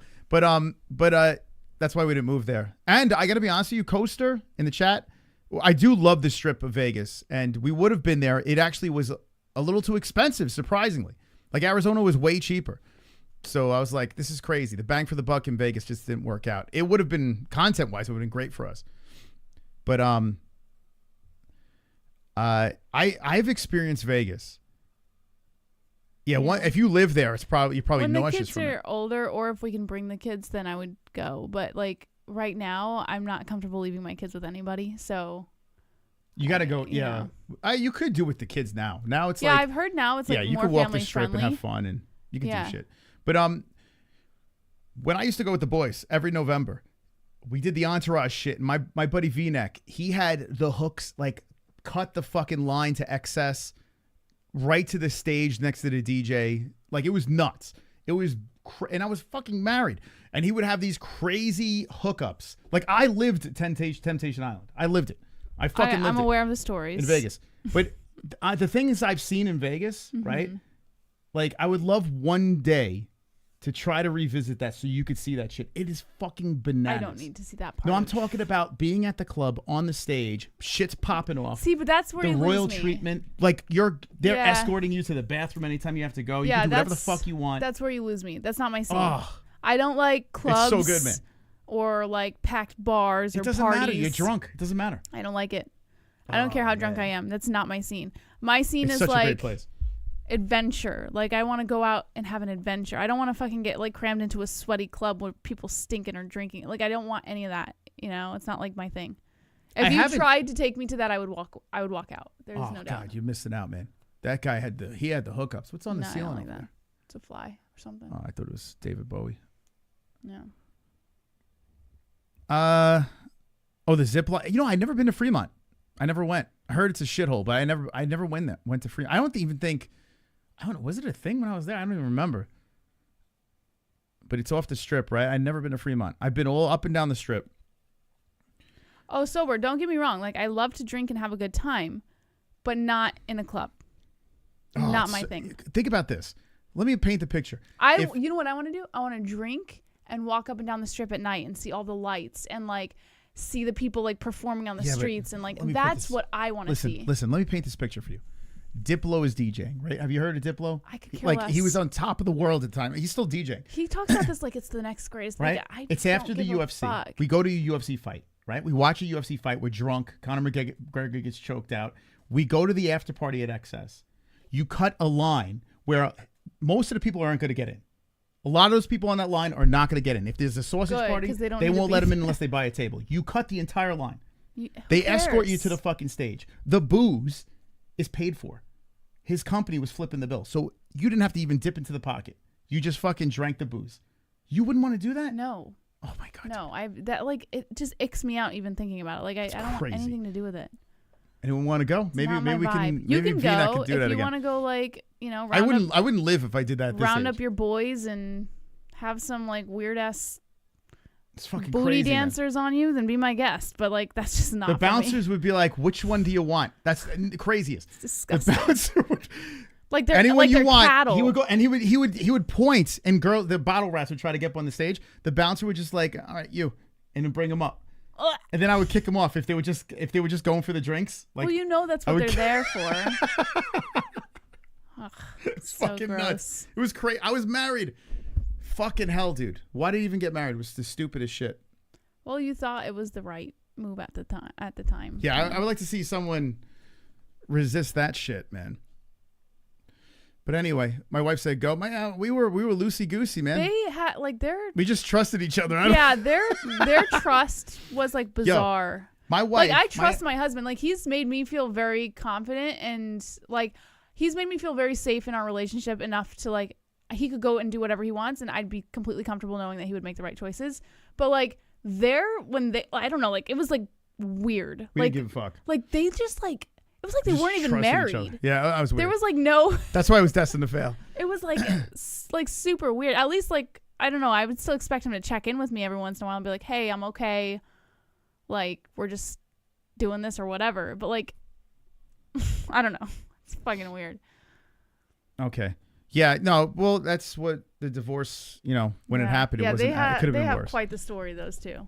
Anyway, but everybody, everybody has their things. My ex-wife just texted me. She's like, "Stop talking about it." Could you imagine? She's like, she would watch Chris. She's like, "Well, please don't talk about our arrangement." Excuse me, Moss. I have a question. Would you and your wife Jess adopt a little black kid from the city Philadelphia that needs parents so he doesn't develop mommy and daddy issues? What a weird question to ask. No. What? You wouldn't adopt a child?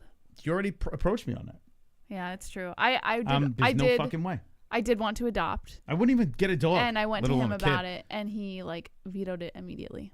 And this was after we'd had Ellie and Logan. There was like a little girl that needed to be adopted, and she was like in our area. And I couldn't, like, my heart, I just couldn't. I wanted to take her in, and Moss was like, "You understand what you're getting yourself into?" And I was like, "It's a child. Like, yes, I understand. I have two children of my own." If I couldn't have kids, well, I can't have kids now, but if I couldn't have kids, back then, I would think about it. I still would. If Moss wasn't here, I still would have taken her in. I would have. Would you get a black kid? Would you take a black kid in? Why does the race matter? Would you? I don't know. Like if you had a choice. Like if you had a choice, child in. Moss, any child who needs a home, I would. Yeah? You would Michael Chandler it? I want a clan of children. Like I want my own army of kids. What about a Chinese kid? Would you take a Chinese kid in? Why do you keep doing that? Like who cares? What would you prefer? Children. If you had a buffet of kids, all different nationalities, races, whatever. Any child that needs a home. But think about it. If you go to the breeder, or if you go to a pound, you pick out the one that you you're find. Just being like obnoxious. Right? No, but if you're adopting a kid and you had a choice, what you would want a strong. Like, what would you want? What would you choose? Come on, stop. The obnoxiousness is it's too much. Mexican, hardworking. I mean, I might go with the black kid, to be honest.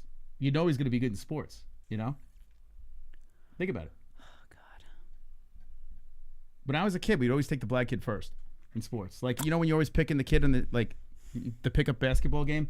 I didn't even know how the black kid played. I was just like, yeah, I'll take that guy. But in hockey, I would take the white guy. I wouldn't take the white guy. And this is why we don't have sponsors on this channel. Yeah, I would make sure I wouldn't take the black guy in hockey. But in basketball, for sure. I'd be like, yeah, that guy good. Let's take him.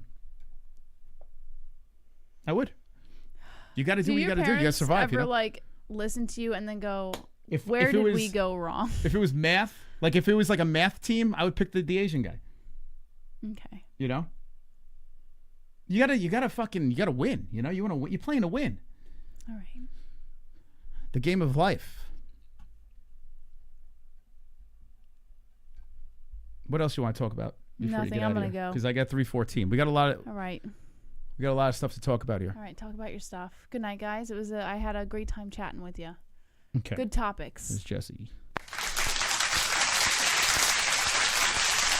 Happy anniversary. 4 years. 4 years Let's see if we can make it blissful marriage. Number 5. She laughs at me while I cry. No, Did you believe that? It was just uncomfortable. She'll laugh when I'm on my deathbed. I could see her right next to the bed laughing at me. Pussy. Cancer. Are you a pussy? Let me laugh. She wouldn't cry at my funeral. Just laugh. That's what she would do. I'm convinced she wouldn't shed a tear at my funeral. Thanks very much for coming, Bryce. Bryce, over here to your left. I feel like... To eat potato skin after they're baked? Yeah, sure. GFL just announced they are canceling their announced event. Will GFL actually have an event? Is that true? Well, I tell you, I would like to say yes. I think, all right, I am going to say yes. They will have an event, but this whole thing that they were throwing in your direction, like the goal of GFL, it feels like they're going to be doing one-offs. Like, I don't think there's going to be any season or shit like that. I don't think they have the cash to push it out there, to be honest. You know? I don't. Their biggest issue is money. And I was gonna push them a sponsor, but I never emailed them because I just wanted to see more from GFL before I gave them that hook. You know? I wanted to see more, a little bit more. I wanted to see something before I gave them my connection, my sponsor. I never gave it to them. I need to see something here. But yeah, what happened with GFL? What's the story? Global Fight League.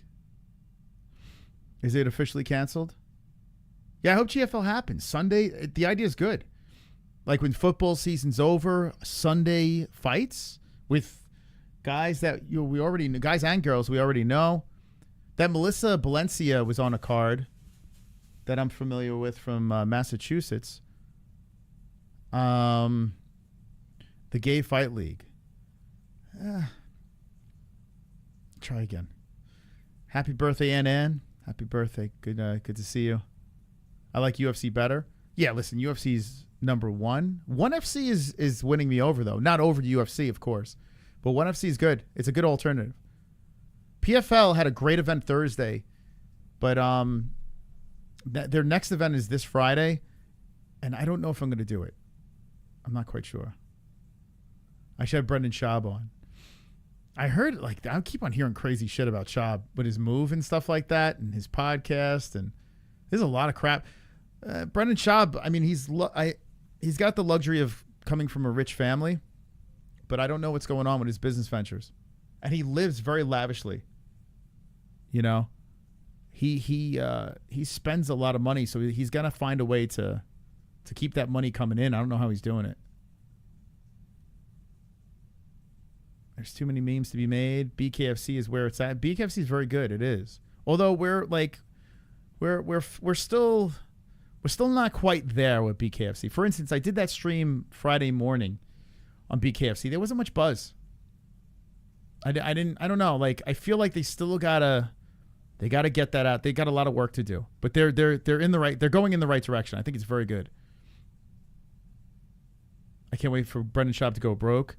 I hate that piece of shit. I will say this: he's nice in person, but he is he lies a lot, even in person. He lied straight to my face about many things, but he was very nice and he's genuinely funny, like not comedian funny, clearly, because he's not a stand-up comedian anymore. But if you have a bro conversation with Brendan Schaub, like, you can actually laugh. You know, I can actually. I can't even believe I'm going to fucking say this, but I can get along with him. Like, I got along very well with him, considering the shit I threw out there on YouTube. Like, he's like a fun dope. He's like, everyone's got that jock friend, right? That's what he is. Brendan Schaub is just that dopey jock friend that clearly has CTE. There's no doubt about it. I don't think he has a bad heart. I just think he's genuinely stupid. And maybe it's because of all the head trauma. You know?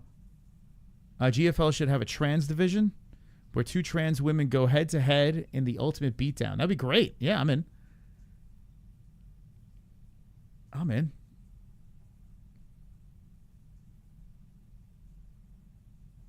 If you aside his shit fighting, then he was a decent fighter. He wasn't a bad heavyweight. If you think about it. Like, he was a top heavyweight. You know? That's what's crazy about Brendan Schaub. Like, he actually was decent. Never going to be a champion, but he was solid. He was all right. He wasn't a guy you'd be like, oh, fuck, Brendan Schaub's fighting. Like, he actually was a fun guy. He lied about a couple of people that he said he didn't know. And I caught him in a lie. I was like, damn, bro. He also lied about my stuff when I've had actual conversations. He lied about some of the content I put out about him. He lied straight to my face about it, about Mark Harley. I was like, all right. I'm like, is it CTE? Is he tired? Like, what's going on? But he flat out lied. And I actually have the video of it. I just never posted it. Maybe one day. Maybe if he pisses me off, but I don't think I would ever post it. He's got to be a real asshole to me to post it. I'm still blocked on his ex. His knocked out. Oh, the what's it called? Oh, fuck. Jesus Christ. Ben Rothwell. I'm forgetting a friend's name. This is crazy. The Ben Rothwell knockout is hilarious. He's just pawing. That fucking knockout's crazy.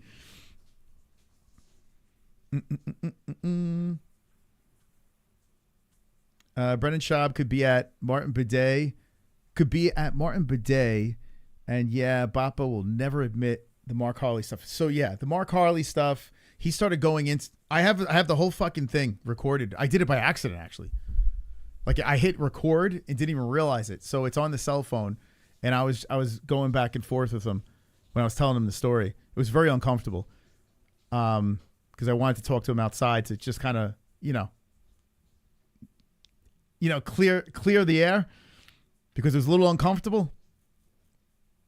Mark Harley literally hacked his account and posted our interview on his account. It was a whole fucking thing. It was crazy. So Brendan knows. He knows everything. He knows everything that happened. But he lies about so much shit. I think what happens is he's just a pathological liar. He's got CTE, and he starts believing his lies. But genuinely, I don't think he's a bad person. I just think he's fucking stupid. Like, honestly.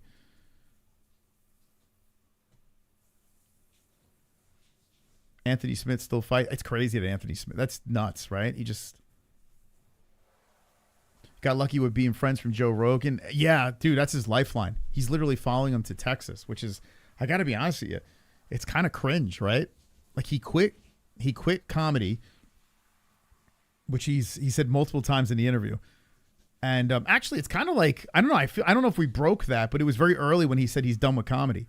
Like, he says, "Yeah, bro, I'm done." Like, in our interview, he was talking about that. So, he quits that, and now he's chasing Rogan to Texas. He had to subscribe from Jesse. I am not subscribed to Jesse. Nothing against Jesse. It's just, I don't know. I'm not. It's just like, and I like Jesse. Jesse's actually a cool dude. Like, in real life, the character, But in real life, he's actually a really nice guy. Jesse's cool. He's a good dude. Like, that dude, Jesse on Fire, actually, like, if you get in his clique, you'll be going on vacation with the dude. Like, the dude's like, he's just, he's a lot. He's a lot. Can I crash your couch, Joe, forever? It seems like that, right? Rogan is not funny. Agreed. And I think Rogan knows. I got to be honest with you. I think, like, anytime I hear Rogan talk about comedy, like, he acts like he's like he's so infused in this. He's got so many great comedian friends. Not like Schaub in those. I'm talking about like the Chappelles and shit. I don't know if Bill Burr's his friend anymore. But I think he knows he's not funny. I do. Like, I think if you hook up Joe Rogan to a lie detector and you ask him, "Joe, do you think you're funny?" I guarantee if he says yes, he would fail. I think he doesn't know. I think he knows. He just goes with it. He's like, "Fuck, I'm famous and people are still showing up." Texas and bad. Ain't bad, you're saying? Just too many turnarounds. I just drove through Texas. Texas was one of the places that I was going to move to. It was Vegas, Texas, or Arizona. And Texas was like a real thing. That was another one. Actually, we were thinking Austin at the time. I'm glad I didn't do that. Nothing against Austin. It's just, I don't know. I'm just kind of glad that we stopped here. You think any of his comedian friends tell him he's not funny? Yes, I do. I think when he's in the green room, and I think when they're really busting each other's balls, I think they do. Like, I think when there's no cameras, there's no mics, I have a feeling they fuck with them. They got him, man. Because comedians are the most cutthroat human. They're the most honest people. like the real ones, right? There's a lot of phonies, but like think about this: when you're with your close friends, I know this is like this in New York. We are so brutally honest that people think we hate each other. We're so honest with each other. Like people think like we genuinely don't like each other, but that's just how we are. You know, when you're really tight with someone, you tell them the fucking truth. Yeah, Burr is, yeah, man. Like, put aside politics and stuff like that. Bill Burr is just, he's unraveled. As like, I don't know, being a dad does that. Does. Getting married, being a dad, you kind of lose your edge a little bit. Some people don't, but Bill clearly has. And I know from experience. I know I have. I'm crying to her as the girl's dead in her father's arms last night. So, Exhibit A. It happens, man. It happens to us. Guys get broken. Shane Gillis is very funny, yeah. Although I feel like, so I find Shane Gillis very, very funny. Like when I saw his stand-up for the first time, I was like, damn, man. I'm like, this guy's, he's hilarious. He does this thing. Very funny. Even on SNL, in a bit that sucks, he's still funny. But I feel like Gillis is going to hit the wall. Just like Andrew Schultz. What happened to Andrew Schultz? That last comedy special was fucking brutal. Like neutered. And what is he, a dad now? Like dads fuck everything up in comedy, I guess. I don't know what happened to Andrew Schultz because he had a banger the last Netflix special. He had a banger. I don't like him as a person. I find him obnoxious, but his last special was good. It was edgy, it was raw, and then he puts out this fucking piece of shit special. And me and Jess were watching it like, okay, we had to turn it off. I didn't see Bill's last special, but I'm sure it's not good, right? I don't know. I would still watch it. Bill slowly declined, but I still find him funny. Like there are times where he's good. Like he's good in a podcast or an interview. You know, unless he says stupid shit, but he's still a pretty witty guy. He did lose his balls though. Yeah, I agree. His last special's on Hulu. It's not on my app. I got to get a hold of this. Does anyone have a link to that special? I don't have Hulu. I want to see it. I want to kind of like, I want to go in with an open mind and say, okay, let's give it a shot. I went with the Schultz special with an open mind. I didn't think it was going to suck, to be honest. I don't understand how you can have one comedy special that's fucking fire. And it's not your first special. Like it's like after 10, 15 specials and it's still like really good. Like that's how you know, oh, this comedian's it's still got it. And Bill, like he's been up and down, but he's always made me laugh. But I'm curious how his last special went. Yeah, 2022. The Live at the Red Rock. It was not bad. That made me laugh. That's the last one I have. Yeah, the Red Rock one. Yeah, Bill's got a new one. That's why he's doing the promotional thing. And he's doing like Broadway now too. Well, he's doing Broadway as well. It's like, what the fuck? Bill Burr's doing Broadway? What? Dude, Dane Cook was like a phenom. When he came out with Vicious Circle, remember that shit?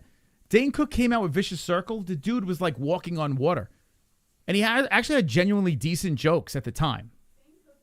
No, back then. When Vicious Circle came out, he had moments. But boy, did he fucking fall flat. Like, I don't know what happened. Someone was writing his jokes. I don't know what the fuck happened. Or didn't his brother steal his money or some shit? I don't know. Dane Cook had one of the hardest falls I've ever seen. Comedians hated Dane Cook. Harmful If Swallowed was my favorite. Was that Dane Cook? I watched a little F is for Family. It was literally, it was Bill Burr. Disney money ruined Bill. Yeah, that happens, right? When you get a taste. By the way, can I tell it here? I got a story about Colby Covington. Can't tell it? No, but I could probably tell it without giving anything away. I won't say the number. And I won't say, fuck. Shit. I was going to tell you a story, but outside. All right. Fuck. Well, he made an interesting choice. I'll say that. A very profitable choice. I'll say that. Colby Chaos. I can't say it. This is why I keep Jesse around. I'd just be blabbing shit. It's a good story, though. We have like cool shit happen behind the scenes. Like, it seems like we're just boring people that just sit on YouTube and talk. But we have like a kind of cool life. Like, that's why we gotta get like Will Harris. They need to do an MMA-Holes documentary. Like, it's not like my actual dad life is interesting. That's not interesting at all. But like some of the conversations behind the scenes are pretty cool that I can't fucking talk about. Colby Chaos is the wrong name for that script. Yeah, boy, has he fallen apart, right? But he's financially fine. I'll say that. He's financially just fine. It's crazy. He is now a woman. All right, let's listen to Bryce. You know, you're a well-known fighter in this sport, but this fight in particular, and I think yourself in particular, has gravitated a lot of attention to it for this fight week. Do you feel there's more attention on this fight than any of the others? Absolutely, brother. I know that this is the biggest fight of my life. You know it. Everybody watching knows it. And that's just God's plan. I couldn't have made this fight any bigger if I would have tried myself. This is the spirit lead me into this. There's nothing that I could have done. I got to be honest with you. Could you imagine if Bryce just says it's a bit? Like the whole Jesus thing? Like he's just, like it's just a bit? Like it's gone from like 0 to 60 with Bryce. You know? Like it's like, it's a lot. It's a lot he's throwing at us. Like it's like every other, like what happened? To sell this fight. God put this fight together, and God's purpose for me is to be up here and perform. Yeah, you talk about selling the fight, obviously. So if God's purpose was him to perform, like, aren't we all God's children? Like, I don't understand. What about Gene Silva? Like, it doesn't make sense to me. We had that press conference. He brought out the globe. He did his best to sell the fight. Did any of that stuff get to you or even affect you at all? No, it just made me more motivated to win, and I think that that's what God wanted me to be. You know, you mentioned God a lot. I know your religion is very important to you. What do you make of his spirituality and his religion? How do you think that plays into this fight, if any? Well, he says that he loves Jesus, but he calls himself Lord, and he doesn't act like he loves Jesus. He doesn't treat me with respect. So I go up based off of that. Based off my interactions with him, he does not have Jesus in his heart because he treats me like total shit. Well, he's just selling a fight. Like, you're in the... Bryce, you're going to get in your underwear, and you're going to fight Gene Silva in a cage. And he's trying to sell a fight so you guys can make some good money on this thing. So he's literally trying to put some cash in your pocket here. Like you know what I'm saying? Like, they're trying to get some hype going. How does he not understand that? Like, it doesn't make any sense. And I'm not afraid to say that to his face. If you love Jesus, then treat people with respect. And that's not what he does. Jesus' 2 commandments were to love the Lord your God with all your heart and love your neighbor as yourself. Is he going to respect him when he's beating his face into the mat? When Bryce gets on top of Gene Silva, if this happens, right? And he could take Gene Silva down and just viciously slam elbows into Gene Silva's fucking nose. And as he's fucking cracking those elbows in there, Jesus, you're literally one of God's children. You're fucking smashing his nose inside out. How does that work? Like, how do you justify that? He treat me as he treats himself. I would say not. So Jesus would, if you're not a good person, Jesus or God would want you to beat the fuck out of that person until they're good? Like, what? It's crazy. Do you think he views this as just like a bit of fun, right? Oh, it's trash talk, it's the fight promotion. Or do you think he has real ill feelings towards you? I think his feelings are very ill, and it's not going to be fun when he's getting his face smashed in. Maybe the only thing I could think of is maybe Bryce got to go to that place because he's going to go to war with this guy. So he's got to convince himself that he's fighting Satan. You know, he's got to convince himself that this person is a horrible human being. Gene Silva gave nothing. There's no evidence that Gene Silva is a bad person. Right? So he's got to be getting himself in that mindset. That's the only thing I can think of. You've had a bit of a weird time recently in this sport, and I don't need to get into that, but what I am curious about is, do you have a level of appreciation for the UFC in that they didn't punish you for your remarks and they have let you come to media day? They have put a microphone in your hand. Do you have an appreciation for the promotion that they've let you continue to be a part of it? Absolutely. I totally love the UFC with all my heart. There's no hate in my heart at all, especially towards the UFC. There's nowhere I would rather work. There's no company that I'm prouder to be a part of. And they should address the fact that Dana White called him the dumbest man on the planet. I hope they ask him that. Dana, he is entitled to all of his opinions, and I'm glad that he said everything that he did. And I have nothing bad to say about Dana. What? What do you want me to do? I'm listening to Bryce Mitchell. I didn't give her a good enough air kiss, I guess. I don't. And I love him so much. It's so weird because if I blow her an air kiss, it looks like I'm blowing Bryce Mitchell a kiss. So you see me going like this, right? I'm kissing Jess because I'm looking at Jess. But you guys see me blowing a kiss at Bryce Mitchell. Jess doesn't realize this. She thinks that there's no one here. When I was blowing a kiss to you, it looked like I was blowing a kiss to Bryce Mitchell. What are you saying? It literally looked like I was blowing a kiss to Bryce Mitchell, which I don't mind. With all my heart. You're gonna clip that. Thanks, Sanosi. Thanks for everything. Here, hold on. Let me do it again. She just gave me a dirty look because she doesn't see what the hell's going on. And I mean, I just can't say enough good about it. And if everybody thinks I'm dumb, that's fine. Say it. Let it be known, because... All right, let me ask you in the chat. Do you think Bryce Mitchell is dumb? Because he said, let it be known. So he's opening the door. He said, and by the way, it only took 2 hours to talk about this UFC card. But here we are. Does anyone think he's dumb? I'm trying to think, like, how can I answer this? I don't think he's... I mean, he's smart enough to be able to run a farm, He's smart. I mean, he's smart in a certain way because he's very well off if you think about it, right? So I mean, he is smart in some sort of way. He's dumb in another way, right? Like he's just kind of like he's dumb and smart. Like I don't know how to say it. Like how do you what do we consider? You don't care? That's not the question, bro. Yes or no? Do you think he's dumb or not? That's not the. It's not like you don't care. Then what are you watching for? What kind of stupid comment is that? I think you're dumb. I don't care, guy. Just fucking tell me. Answer the question. I hate people that don't answer a question. Drives me nuts. Women do that. You ask them a question. What do you want for dinner? I don't know. You decide. I asked you. What do you want for fucking dinner? This guy over here. I don't care.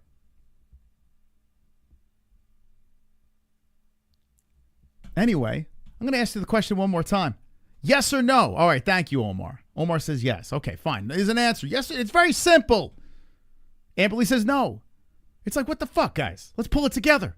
It's your right to think that I'm dumb. Pull it the fucking together in this chat. I know it's Gummy Gang. Should I gummy up? Should I gummy up? No, he's not dumb. Yes, he's dumb. Book smart. Yeah, I think, man... I would have to go no. I would have to go no. I think, I don't think he is dumb because dumb people wouldn't be able to run a farm. I don't think he is dumb. I think he's ridiculous. I think he's like a cartoon character. And say why. State why you think I'm dumb, and I love that. He's a real man. He's he's not afraid to state his opinions and... Because he's laughing to the bank, like he really is. He's still at the highest level in the UFC. He's got a beautiful family that he's not putting any shots in. He has a strong faith. He's got a nice wife, pretty wife. He's got very heterosexual ears. He hates gay people, He literally can't stand gay people. Which I don't know if I can get on board with because I can't understand gay people, but I have gay people in my family, So that thing, I don't know. I don't know where I stand on that. A lot of dumb farmers. They're not, if people, I put it this way. Think about this. If the apocalypse happens, okay? The apocalypse happens. Who's going to live? The farmers. The smart people are going to all die. You know? So at the end of the day, there are some farmers out there. Listen, I went to the bar today. You know, we had a little lunch. I looked at that fucking, no one had teeth, but I guarantee they all can fucking raise chickens and grow some vegetables and shit. Skin a snake. He's not done. He's dumb. He's retarded. Okay, now we're getting somewhere. Everybody's entitled to their own opinions. There should be no censorship. If somebody thinks I'm a total dumbass, then come on, call me out for it. You know, if you don't agree with my views on history and politics, call me out on it. He could defend himself without a weapon and with a weapon. He can literally live off the land. So it's not that dumb. You know? He may say silly things, but that doesn't necessarily mean he's dumb. So I think we figured something out here. As much as I goof on Bryce Mitchell, not that dumb. He might actually be smarter than all of us. If you think about it. Like, now I'm thinking about it. This guy's more well off than all of us.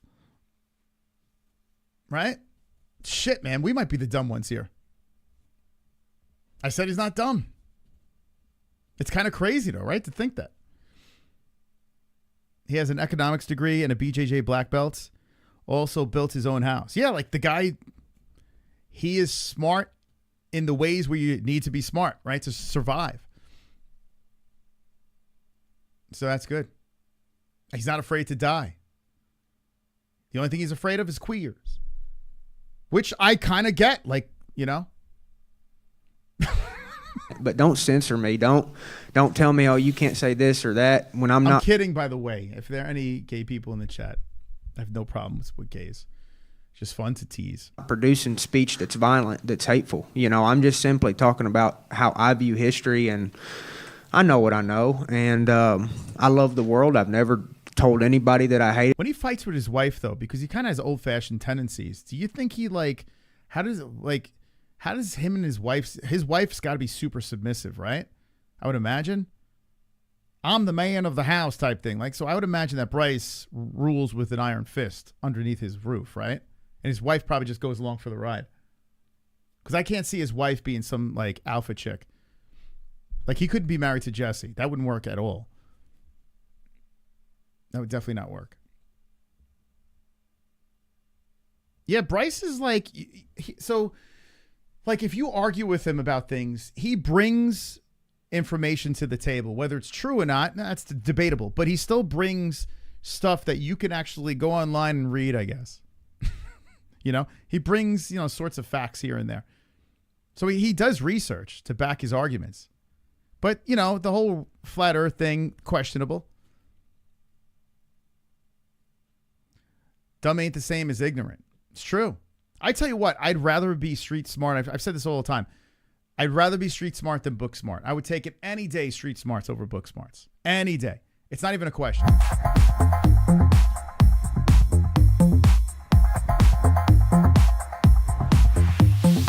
We got J Beers dropping a deuce. Thank you, I'm picking silver, so you should go opposite. Lol. Smiley face emoji. I know, it's weird, man. Like, I feel very confident about Gene Silver winning this, but Bryce, like everyone knows, could hold him down.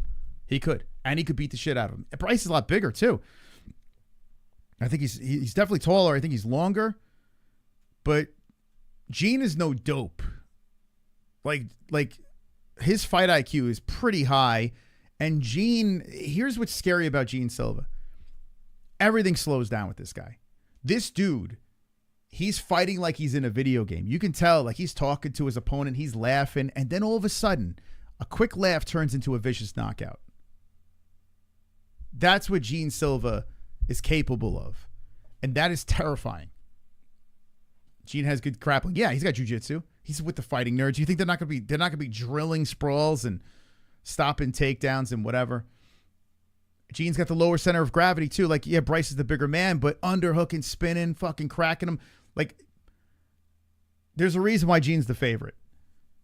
Bryce has got his hands full, man. He's got a very dangerous fight ahead of him. And I honestly think that Bryce is willing to win. Like he's going there thinking he's going to win, but I think he's fully prepared to lose. You know? Because in his mind, it's Jesus' plan.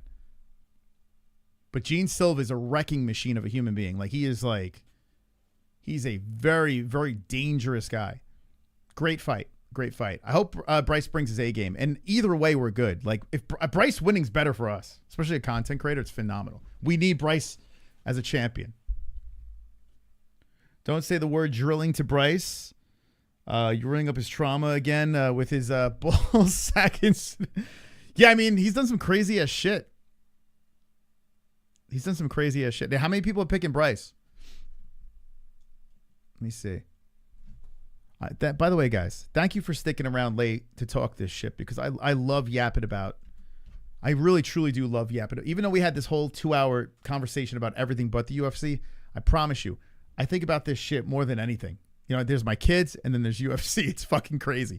I think about this way too much. When I'm scrolling through trying to avoid dads with daughters in their arms dead, this is where I'm going. And this card's good. Let's see. Bryce. I fucking love this shit. That fucking song makes me want to go to the Roxbury. Moss, you're right, of course, but don't they say a country boy can survive? Can survive, yeah.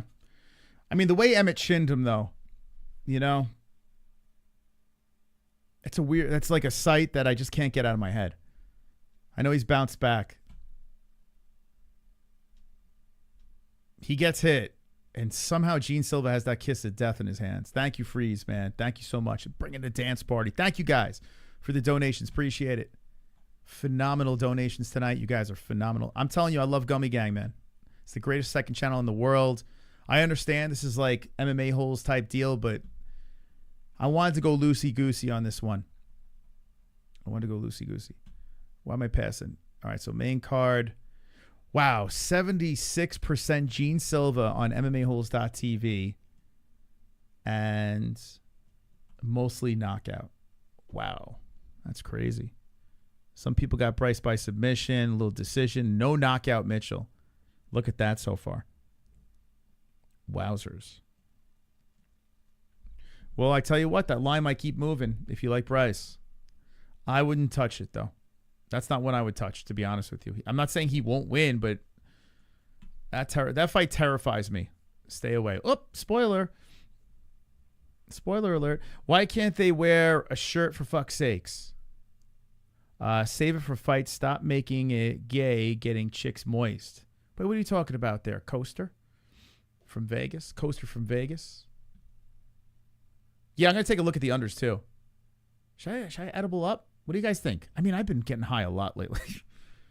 But I feel like, I don't know. If I edible now, then I'm going to be here all night. I can't wait to tell you guys about this new sponsor. I can't wait. I'm so fucking excited. I love this product. I'm so happy, man. We just got to get the pen to paper. The contract is sent. I got all the stuff ready to go. In fact, you may even be seeing a little bit now. But how many people like THC products? How many people like THC products? Because I got you guys. I got you guys. We are going to be chilling with this fucking product. It's a great product. I'm so happy, man. This is Matt Hughes versus Thiago Pitbull Silva, written all over it. Gene Silva by flying knee KO. I hope I'm wrong, says Kevin. That's very possible. Let's go, Omar. Edible up. I don't know. It's Wednesday. You don't got a job. You might as well get high. No, but I got kids, man. Like tomorrow, I don't know. Next stream, I promise I'll get high with you guys. Actually, no, tomorrow I'll be live again on the MMA Holes tomorrow. 4 years in jail for THC, no thanks. Wait, what? Awandi? You're in your early 20s. What are you talking about? How you doing, Kush? What's going on, Chris? Bryce was finished by Ilya. Oh, you saying Ilya?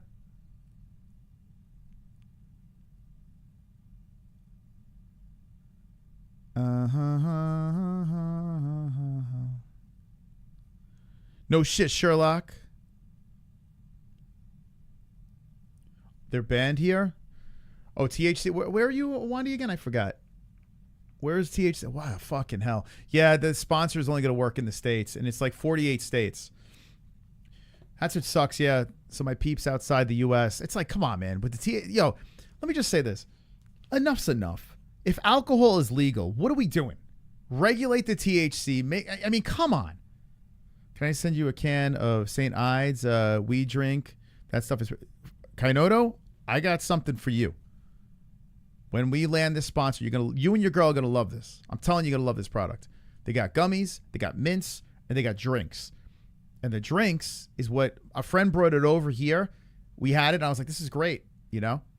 Now, if you're hardcore, you got to get the higher THC levels, but I'm a pansy on THC. It doesn't take much. 15 milligrams, I'm out. I'm out there.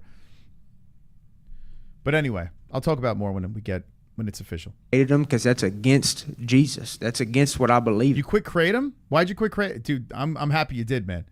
I don't know, that shit scares the shit out of me. And so everybody, I want to hear what people truly think about me, and I appreciate that people can come out and say what they say. And last one from me. Do you still think that most of us here are filthy heathen perverts? I think deep down we all are. That's why we got to worship Jesus, because deep down, bro, we're all guilty of greed, lust. My girl wants to send you a can of St. Ides weed drink. It's potent. Hey, if you want to send it, I'm not gonna turn it down. Definitely not gonna. I gotta be honest with you. There's a couple of companies. There's a company I have in my fridge now. I don't like it. It tastes too chemical. This drink that we got, the sponsor, is fucking awesome. It tastes good. It works. Quick kratom for 10 months. Minutes only. What? By the way, we got our Streamlabs fixed. Finally, it was on their end. They fucked up. They done fucked up, but they fixed that up. So shout out to Kainoto for raising that situation. We had no idea. The United Arab Emirates prohibits the trafficking of safe. Oh yeah, that's right. Oh shit, dude, you gotta get out of here. I know it's probably beautiful over there, but if they don't have any THC, I'd be lost without THC. I gotta be honest with you. I haven't had alcohol in forever, and now I can fucking have cans of my THC drink and be chilling. Like, I can have a barbecue. I can go to a friend's house and be like, yeah, I'm going to bring my own shit. And I could be sipping on shit, don't feel left out, and get high as a kite. You know? So, I'm hyped, man. I'm hyped. I love this product. Why would you want to go to the United Arab Emirates? Or to live there? I would go to visit. One day I'll go. Violent, envy. But then I can't have THC over there? Nah, fuck it. I'll stay. Pride, all of these things we're guilty of, bro. Don't sit here and say that a man doesn't fall short of the glory of God. If you're going to tell yourself that you don't fall short of the glory of God, then you're basically saying that you are God. No man is God. Every man falls short. That's why when you believe in Jesus, you are covered by the blood of Jesus through repentance. And maybe these other whole thing, him preaching to us? Christians are scared to preach repentance. I'm not. I repent daily for my sins. If I even look at a woman and think a thought, I repent right there because I know it's evil. I got to be honest with you. That's kind of crazy. I get it. Like, no, you know what you got to do? You got to clean the pipes. You got to get it out of your system and then settle down when you got it out of your system. And then you'll look, but you won't think about it. Like, it's not even a thought. You got to clean the fucking pipes. Just clean the pipes, boys. You got to clean the fucking pipes. We're built to reproduce. You just got to let it out. Let it out. Slam as many girls as you can. Even if you're in your 40s and you got to still clean the pipes. And then hopefully you find that unicorn that you don't have to look at any others. That's how it works. If you're fucking begging Jesus to pull lust out of your brain, you're with the wrong woman. You didn't clean the pipes. You're with the wrong fucking woman if you're begging a God to fucking get you to look away from women. It's easy, man. It's easy when you're old. When you're young, you don't realize it. You're just like, I'm going to marry everyone. I'm going to settle down with everybody. No, just fucking run through as much as you have to. Clean the pipes. Bryce, clean the pipes. He used to bust nuts in socks. Should have kept busted nuts in them socks. Everybody says follow your heart. You know what the Bible tells you? Your heart will lead you to hell. Don't follow your own heart. Follow the word of God. And so when I gave my life You know Jesus was cleaning those pipes back in the day, right? He wasn't running around banging girls, but he was rubbing them out. Jesus had to be rubbing it out back in the day. He was a man, right? He wasn't getting busy with everybody. He was cleaning the pipes just by himself. Jesus Christ, I follow the word of God, not my own heart, because my own heart is full of lust and greed. You're right, Carl. Yeah, lust has fucked everyone up, man. It is like we're so fucked. As guys, it's like it took me forever. It took me to almost 50 years old. Almost 50 years of age. It took me to fucking realize this. Dude, that's how long it took me. You know what I'm saying? That's why when people jump into marriage at 18 years old, you guys are fucking crazy. You got to clean the pipes.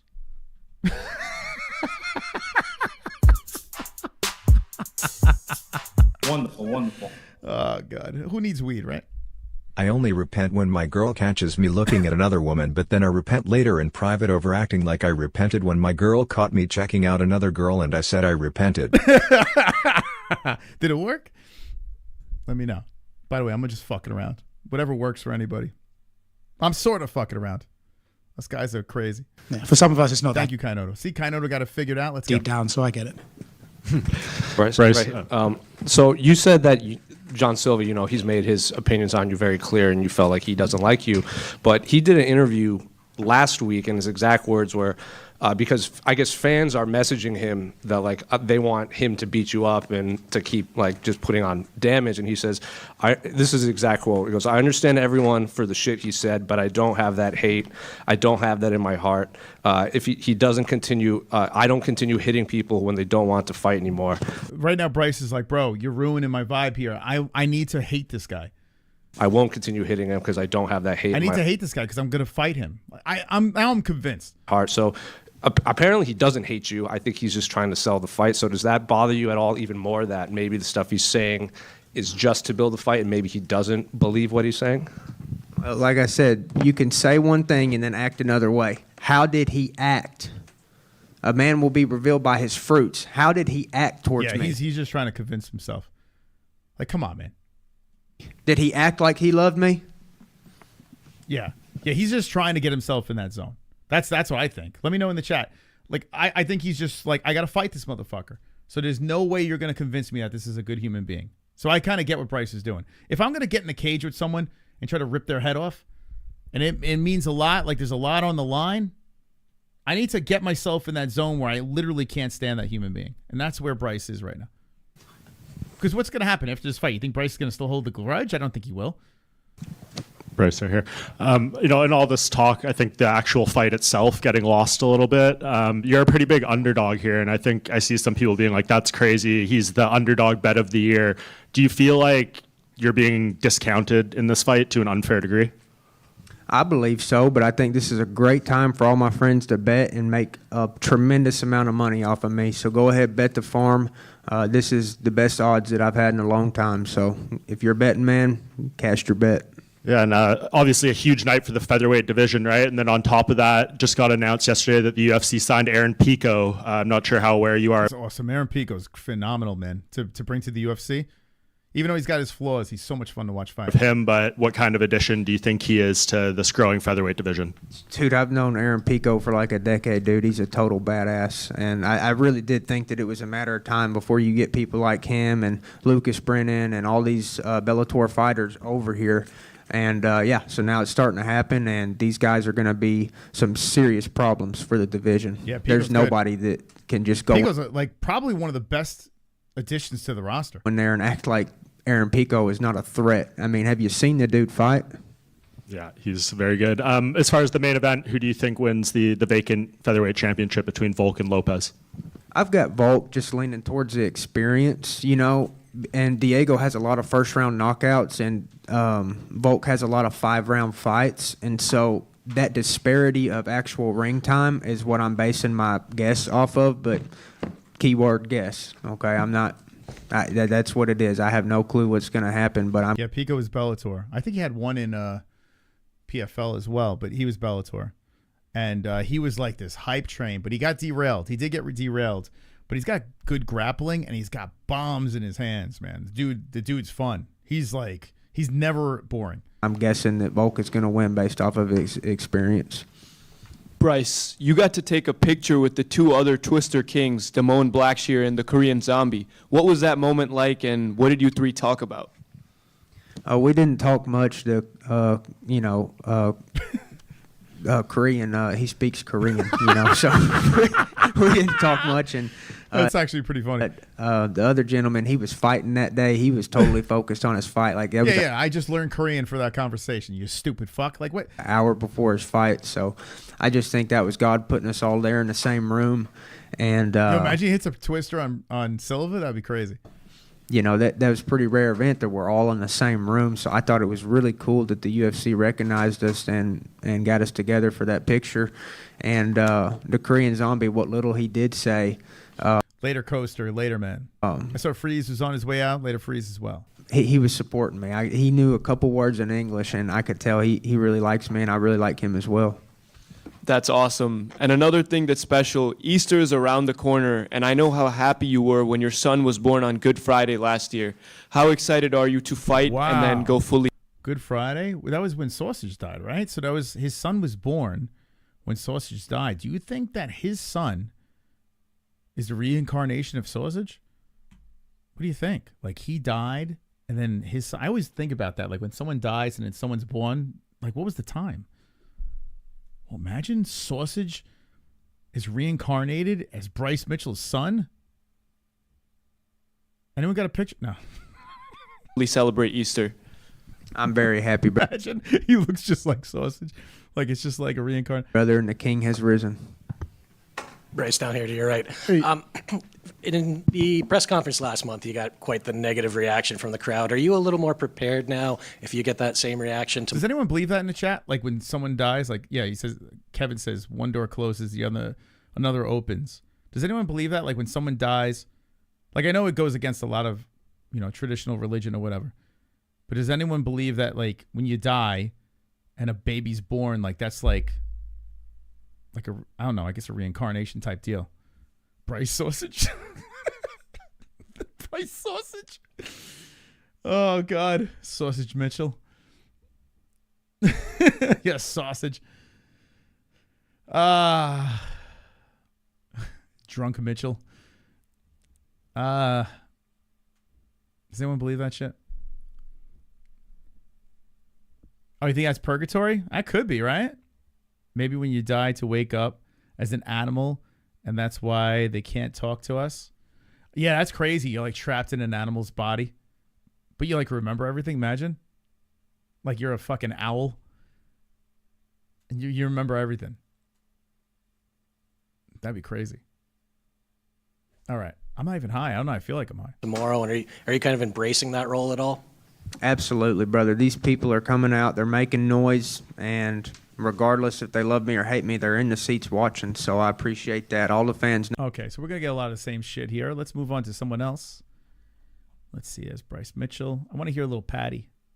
Oh, Paddy. Did you guys listen to this shit? I didn't listen to any of this shit. Paddy the Baddie. Oh, Paddy. Where are you, Paddy? Face to face. Yeah, tomorrow's going to be the press conference on the main channel. Michael Chandler. Here we go. Jesus, bright them lights, aren't they? John Sausage Mitchell. Paddy over here to your left. All right, who's winning, Paddy or MC? Who you got? I think obviously you've had a lot of attention on you since you come to the UFC, but this one feels like the biggest. Wait, hold on. Can I notice this? So yeah, lately I've been thinking our loved ones come back. You think that, huh? I mean, it's not impossible. Like we don't really quite. I mean, some people that are super religious have all the answers, but the free agents.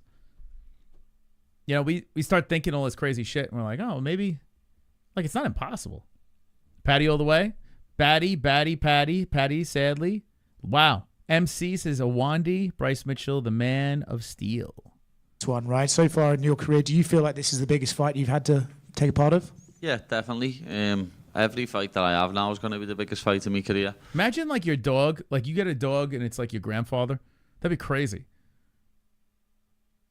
That'd be nuts. Like, could you imagine, like, you get a German Shepherd, and it's like, it's your grandfather, but you have no idea, and they love you so much, you're like, oh, this dog is such a nice dog, but it's your grandpa.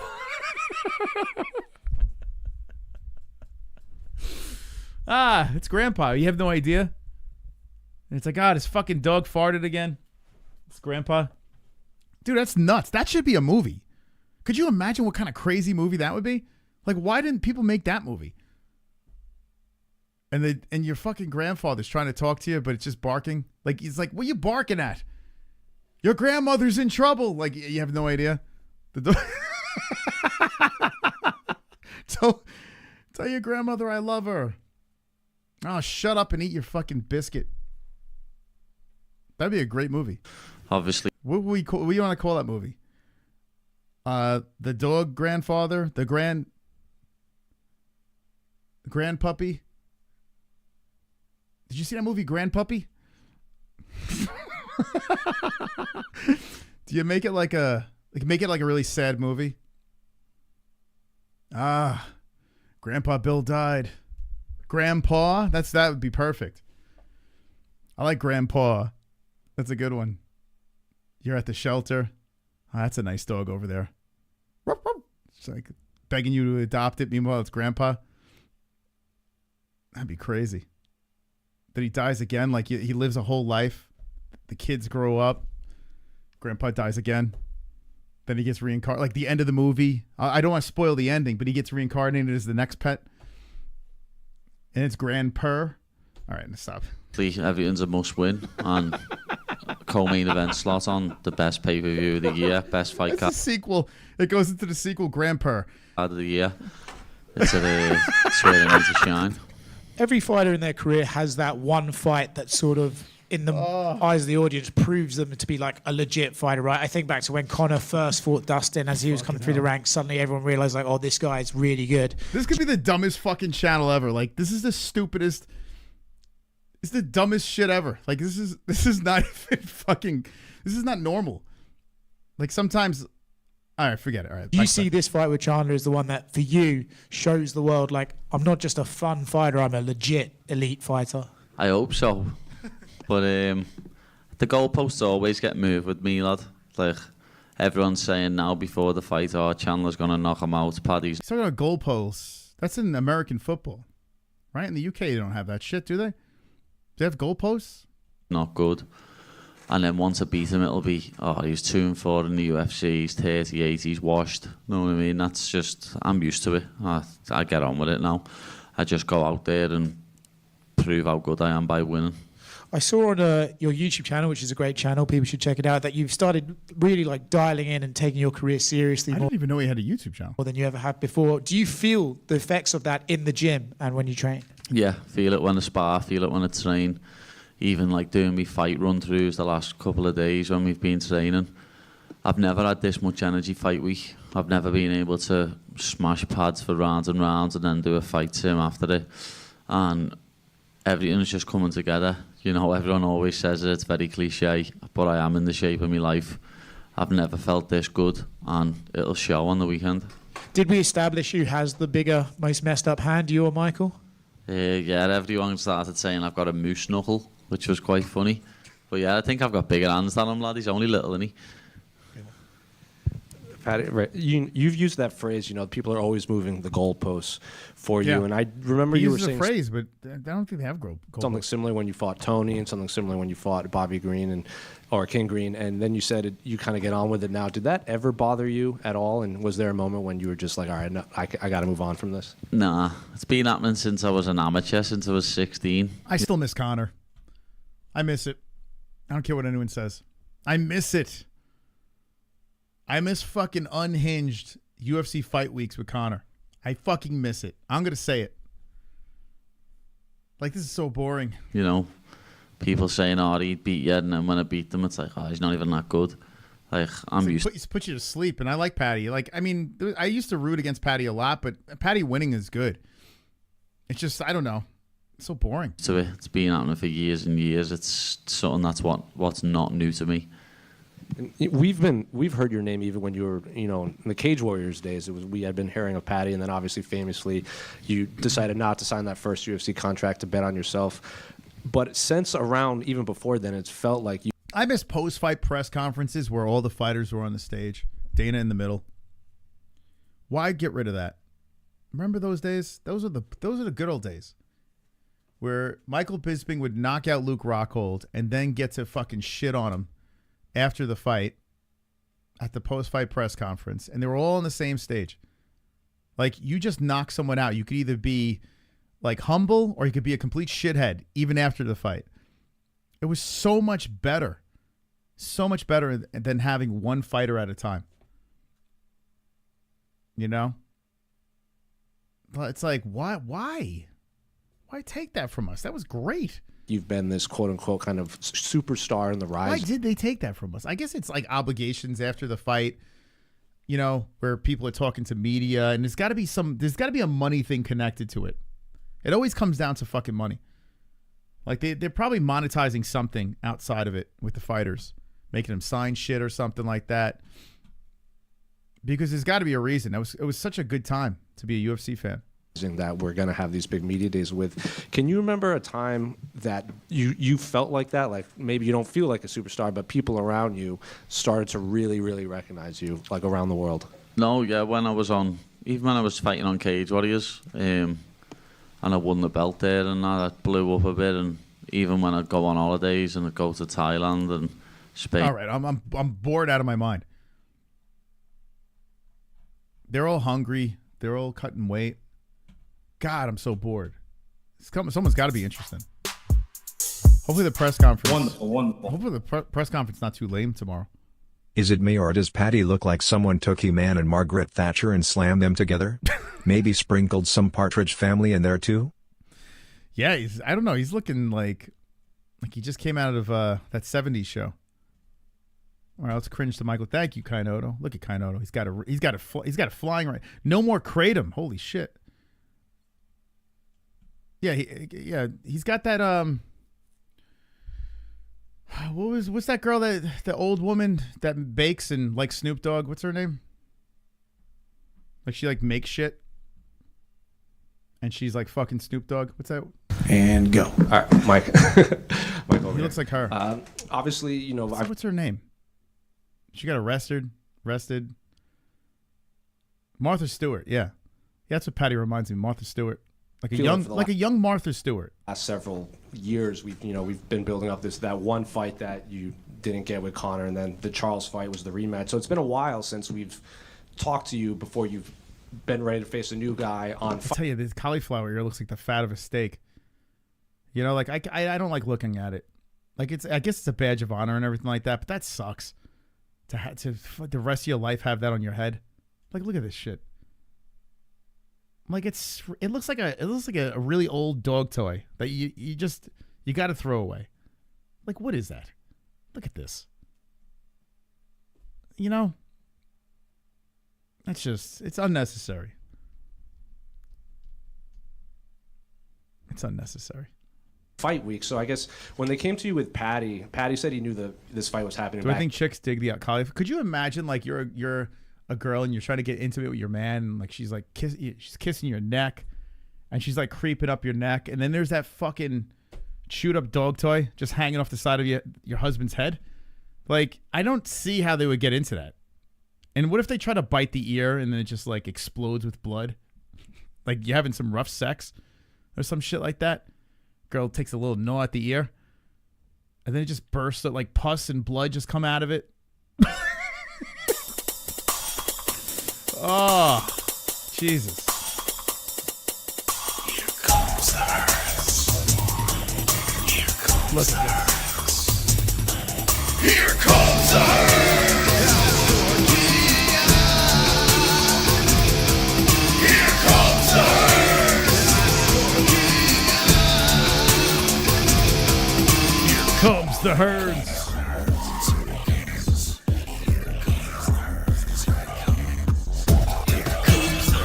Here comes the herds.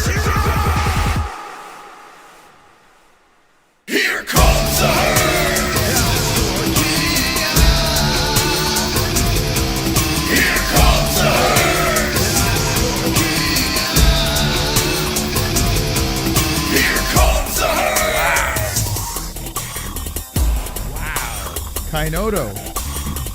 He's figuring it out. Damn, D-Rest just cost me a budget. Let's go. Let's talk about the donators. Phenomenal. $25. Here comes the Hearns. Where is the Hearns? Where's the Hearns? I hear his Dodgers are playing very well. So are my Mets. I tell you, I like the way the Mets look right now. We're only 8 games in. I like what I see. And Soto's not even hitting, and they're winning. Could you imagine when Soto starts hitting? Shit. That was you, Kainoto. Don't lie. I know for a fact. It looks like a garlic knot that was chewed up, digested, and shit out. That's what that looks like right there. Back in December, and it maybe was on you. Maybe you didn't want to get back in. Oh, the Rangers are going to choke. And I think I want that to happen. Like, of course, I'm going to root for them to try to squeeze into the playoffs. But I think it's better for me to just say, don't make the playoffs. Miss out. You know? Actually, I think they played today, right? Yeah, missed the playoffs. They've traded too many people away. I don't know what the fuck they're doing. But they got some plan. I don't know what the plan is. But they're getting rid of all their good players. For some reason. Let's see. Rangers. It's so annoying. Every time I put Rangers in, they say Texas. Who the hell is a Texas Ranger fan? I don't know. I don't know one Texas Ranger fan. Is there a Texas Ranger fan in the chat? Who the fuck is a Texas Ranger fan? I've never met a person in my life that says, yeah, go Texas Rangers. They lost the Flies 8-5. My goodness. Wow. Philly had a 6-goal third. I'm assuming one was an empty net. Rangers scored. That third period was crazy. Wow. So it was a tie game going into the third, and then Philly unleashed 6 goals, 3 goals for the Rangers, 8-5. Minkia. All right, they're done. That's okay. I'm cool with it. They're not going to go anywhere in the playoffs anyway. I'm good with it. Shit, man. That third period must have been nuts. Here comes the Hearn. Right away. So I guess what went through your mind when they gave you Paddy, and then I guess how quickly did it take you to sign that contract? I'm a guy who is not afraid to take risks and brave the unknown and do ill-advised things to the masses at times, but I also am a man of my word. So when the UFC approached me about it, the answer was yes. I just don't know timeline-wise. I had some injuries I needed to take care of, clean up after the Charles. I'm fine with Paddy knocking him out. I have no problems with that.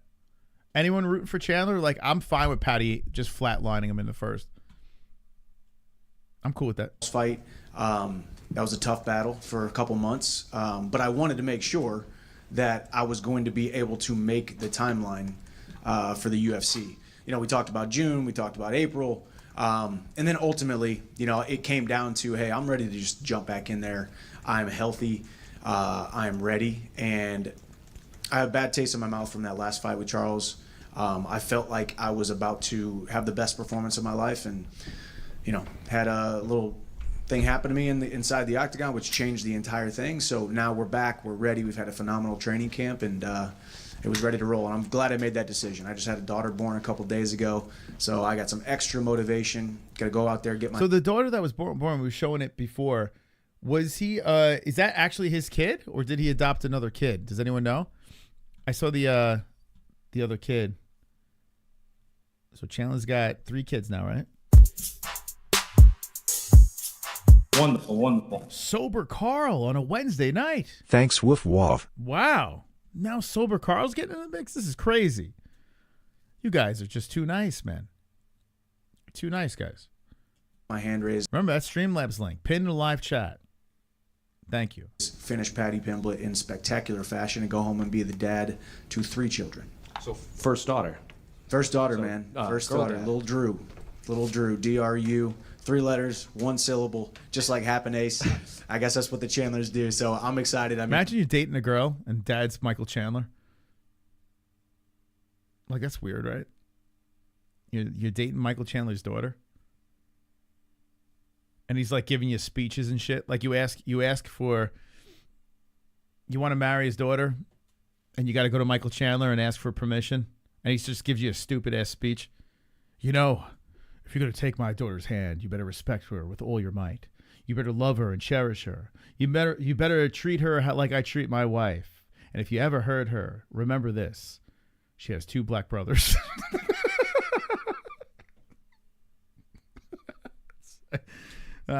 You think he would say that? Yeah, it's going to be good. Congratulations. Thank you. It's been a while since we've seen you, fighting down in the rankings, and I know you want to fight up, but do you kind of view Paddy as maybe the biggest name in terms of attention it will bring outside of Conor and obviously fighting Islam for the belt? It seems like Paddy's the one everyone talks about in the division. Yeah, I mean, obviously this is a sport. It's the X's and the O's. It's about wins and losses. It's about rankings, but it's also about being in fights that people care about. This is a fight that people care about. Anytime I step inside the octagon, anytime Paddy steps inside the octagon, people care. People are going to watch to hopefully watch us lose or hopefully watch us win. I hope it's a good fight. I hope it is. Like, it seems like it's going to be a good fight, but you imagine it's like it's not? That'd be crazy. Like, if there's a lot of holding against the fence or some shit, like, that'd be crazy. They're a fan of us, right? So we've both got that, and this fight has all the makings of the people's main event. And I've only had my back up against the wall twice in the UFC thus far. Obviously, the first time was the coming into the UFC debut. I had everything to gain, but I had a lot to lose. And obviously, we saw how wonderful. What do we got here? Present. Chris Cushman, thank you so much. Look at this. The whole chat's getting involved. This is glorious. Thank you. Thank you. Thank you so much. I finished Dan Hooker in 2.5 minutes, and then a couple fights later, back up against the wall against Tony Ferguson, who was ranked. I actually called that Hooker fight. I knew he was going to run over Hooker.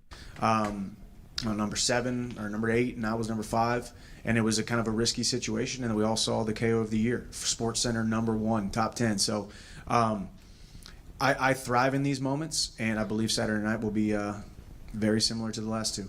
I watched that documentary on YouTube about you. I think it was called like 688 Days, and it used phrases like you've been quote unquote trying mixed martial arts for the last 15 years, and that. All right, I'm done. All right, who else? Diego Lopez doesn't speak English, right? So, yeah, hopefully the press conference. I don't think the press conference is going to be very good. Does Pitbull speak English? I don't think he does either. I'm interested. Honestly, I think Pitbull is going to fucking smash Rodriguez. Am I crazy? Guys, am I fucking crazy for saying that Patricio Pitbull is going to run over Yair Rodriguez? Am I nuts? They put the Bellator belt on here? Oh, shit.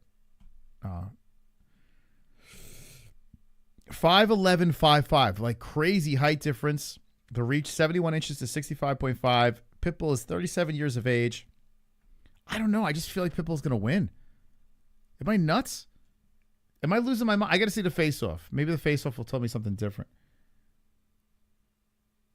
Like, I don't think... Yeah, Yair he's exciting. I don't know about pretty good, though. I'm not like... I don't know, man. He's flashy.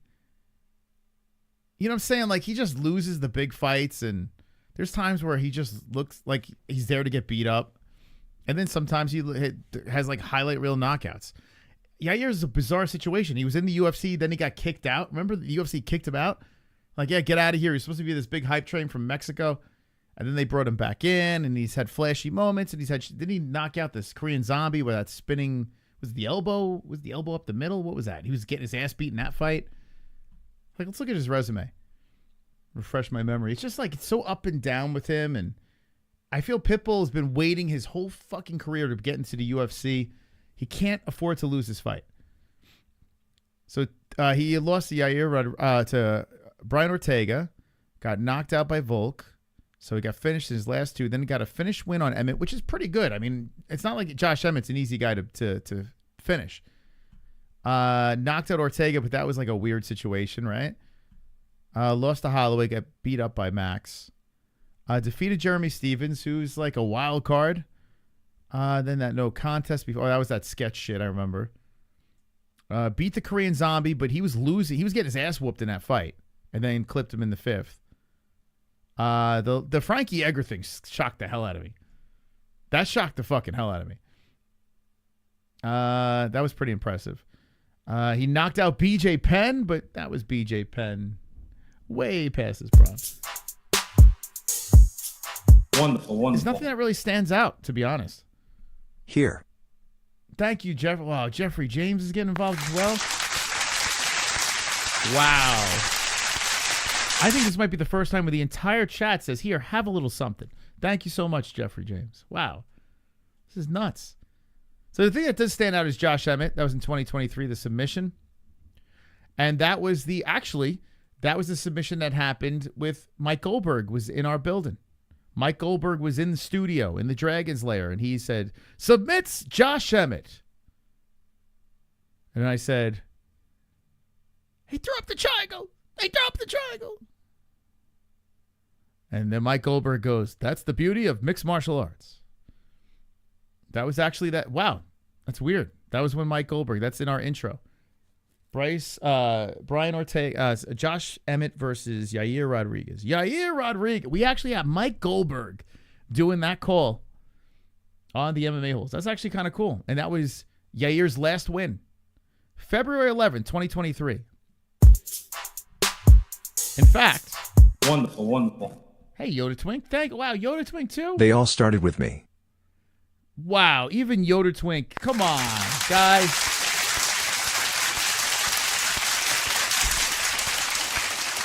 Deep into the evening on a Gummy Gang stream. The whole chat is participating in supporting the program. Thank you so much. Thank you. If you click on Ortega Rodriguez, or not Ortega, excuse me, Makachev Volkanovski was the card. 284.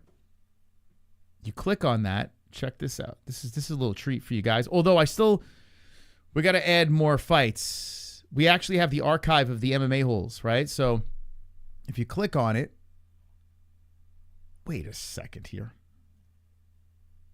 Where is it? Huh? I didn't put this one in? Why is it not here? It should say watch with the MMA-Holes. Oh, this is number one bullshit. This is number one bullshit. I agree, Cyborg. It's fucking number one bullshit. What the fuck? Where? It should be watch with the MMA. I guess I got to put this in. Huh? Oh, maybe I didn't get this far? No. Maybe I didn't. Ah, shit. I didn't go back this far. Yeah, I got a lot more. Anyone want to do some data entry for me? I got to go back. Like here, I'll show you what I'm talking about. Hold up. Events. So, like if you go to past events, it says watch with the MMA-Holes. Like if you keep on going back, you can see the event and their reaction. I don't think I got that far back. It was taking me forever to do. How do I go back to more previous events? Oh, here we go. So that was 2022, right? Wait, hold on. Oh, you can go here. What was the date? What was the date on that puppy? Yair Rodriguez. Was it February?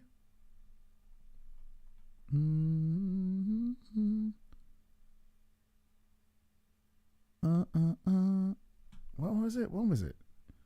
It was February 11th. Oh, 2023. Whoops. Oh, I did put it in. It should be on. That sucks. All right, so February. It should be on the actual other page. I might have to change that. 2023, February 11th. Yair Rodriguez. From the bottom. Watch with the MMA-Holes. Here we go. It got crazy. Actually, I haven't watched this since like us. It was.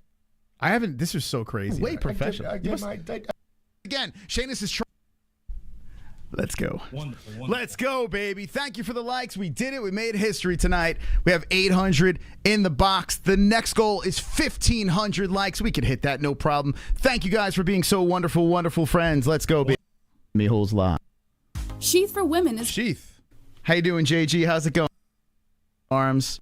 Patrick Mahomes in that. Arms. Wide leg. Live chair. So if you want to sit over here, if this is off camera, if you want to hang out over there, it's fine. Okay. All right. Well, ladies and gentlemen, we're going to make a special announcement here. We got a guest that's in the building. I think you might know who this person is. So stand by, friends. Make sure you hit the like button. We're going to have a special appearance here. There's 4 minutes left. We got pizza coming.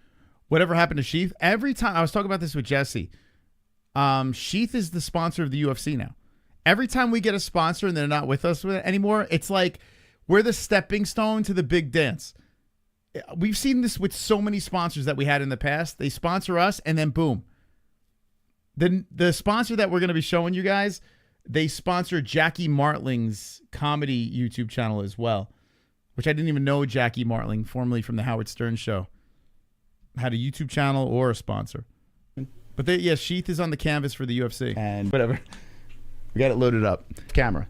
I was so giddy that Mike Goldberg was coming in. Chat, why you guys fired up in there? Beat has down yet. Prado. Where's Goldie? He was in the bathroom changing. I was like, oh my God, Goldberg's changing in my bathroom. This is so cool. When coming in, you may have seen this guy before. Yeah, Jackie Martling. You remember that fucking thing? I don't know. You may have even heard of this guy before. In the UFC, Bellator, BYB, all over the place. Ladies and gentlemen, can I get a round of applause, a nice warm welcome for a man named Mike Goldberg? Just pull that mic in over there. Oh, you got. He came by and he had his own fucking headphones. He brought his own headphones. I had like separate headphones. He's like, nah, I got my own. And then he had this fucking booklet that he had someone do up for him about the whole entire card, like all the history, a backstory on all the fighters. And I'm like, bro, you're not gonna need that here, man. No shit, Sherlock. That's right, Ann. Sheath can get AIDS in there. I know, I'm still friends with the owner. I'm actually friends with him. Nah, I couldn't sell it. I couldn't sell Sheath. I got to be honest with you. I don't think they're selling it on the canvas. But it's a good product. Like, I still wear Sheath. I've had Sheath for a couple of years now, and they're still like top notch. It's good. But who the fucking our community is not the premium underwear community, you know? So I tried to sell it, but it was a good product, but it just didn't stick with the MMA-Holes. Got you going. Look at you. I'm ready. Okay. I'm so glad you brought your headphones because look, there's sausage in there. Goldberg. You can see the chat. Backups are shit. Who's in? Kevin from Chicago. Tiger Prom is in there. All right. So here we go. Let's hotten up your mic over here. Got it. All right. So, ladies and gentlemen, over here on Fight Buddies, this is now Michael Goldberg's sitting in my fucking.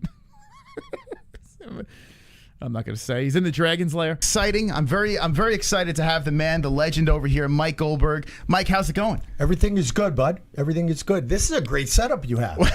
It's a bedroom turned into a studio, and it's a virtual studio, and there's cool comments, and we've got VIP and fire and fights. It's awesome, bro. Yeah. So right over here, you see this is the production. So when we're switching scenes up, I can move this over here and. Here we are over here. Wow. Whoa, hey, how you doing? Hey, what's going on? How's it going?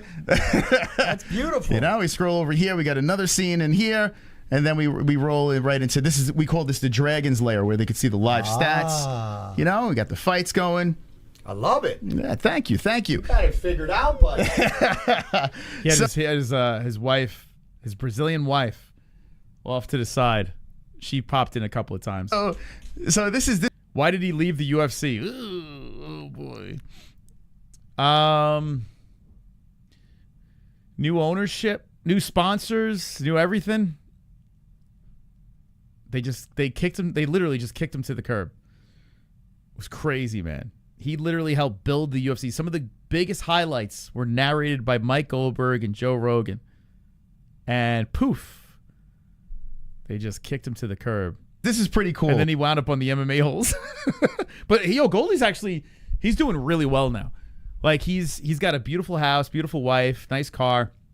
He's the voice of BYB, which is the bare knuckle.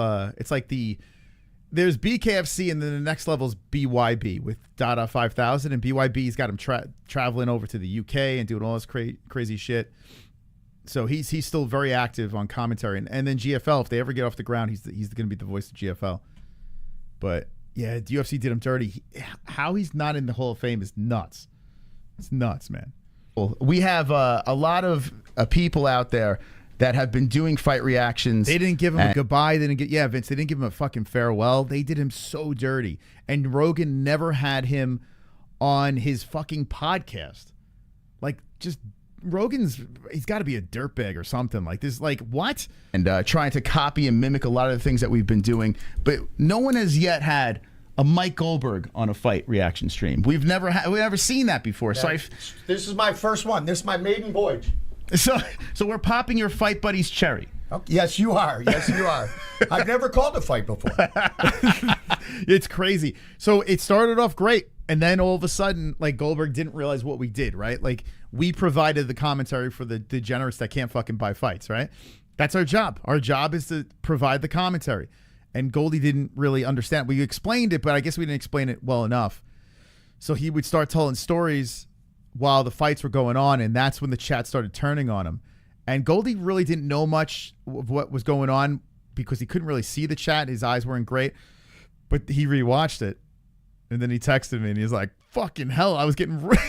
He's like, they were destroying me. They're like, get him out of here. You guys call the fights. And then Jesse was trying to, like, steer it back in the direct. It was, like, crazy, man. He didn't do the research. No, he did all the research on the fighters, but he didn't do it on the MMA-Holes. So he didn't understand that. But when we do get him back, which he's 100% in, because he's got to redeem himself, right? Like, he didn't understand the idea of, like, radio-style commentary. Think about this. This man was literally sitting cage side to the fucking UFC during the golden era of the UFC, right? Like, his job was to tell the story, but you could see the fight. Now, after all these years, and he's still doing that, we got to say, now you got to do radio commentary. You know, it's a whole different thing. A whole different thing. Yeah, the chat destroyed him. Like, if we fast forward, the chat fucking just roasted him. Now, how weird is this? Sitting in on something like this. I mean, this is a lot different than sitting cage side, right? You're stuck in. And think about this too. UFC 300. Like, we were all trying to lobby for Mike Goldberg to be on UFC 300. Like, that's what we wanted, but he was stuck. Instead, he's like stuck on the MMA-Holes instead. Bedroom staring at. Well, yeah. I mean, I think of it as a studio. I guess it is somebody's bedroom. But I've called fights like via satellite. Like, even the other night with Pro Box, the fights were in Mexico City, but Paulie Malignaggi, Chris Algieri, and I were in the studio in Tampa. Oh, I didn't know that. So we're calling it off the monitor. Now, I know we're doing a little more radio kind of coverage. See, he didn't know. It's not like I didn't tell him. They're not seeing the fights, or maybe they're watching the fights and listening to us. I think Gondo flew by in the background. Is even better.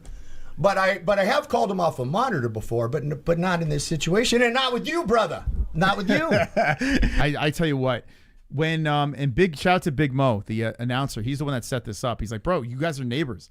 I was like, come on. So he's like, he was with Goldie when he was talking to me, and he's like, let me just give you Goldberg's number.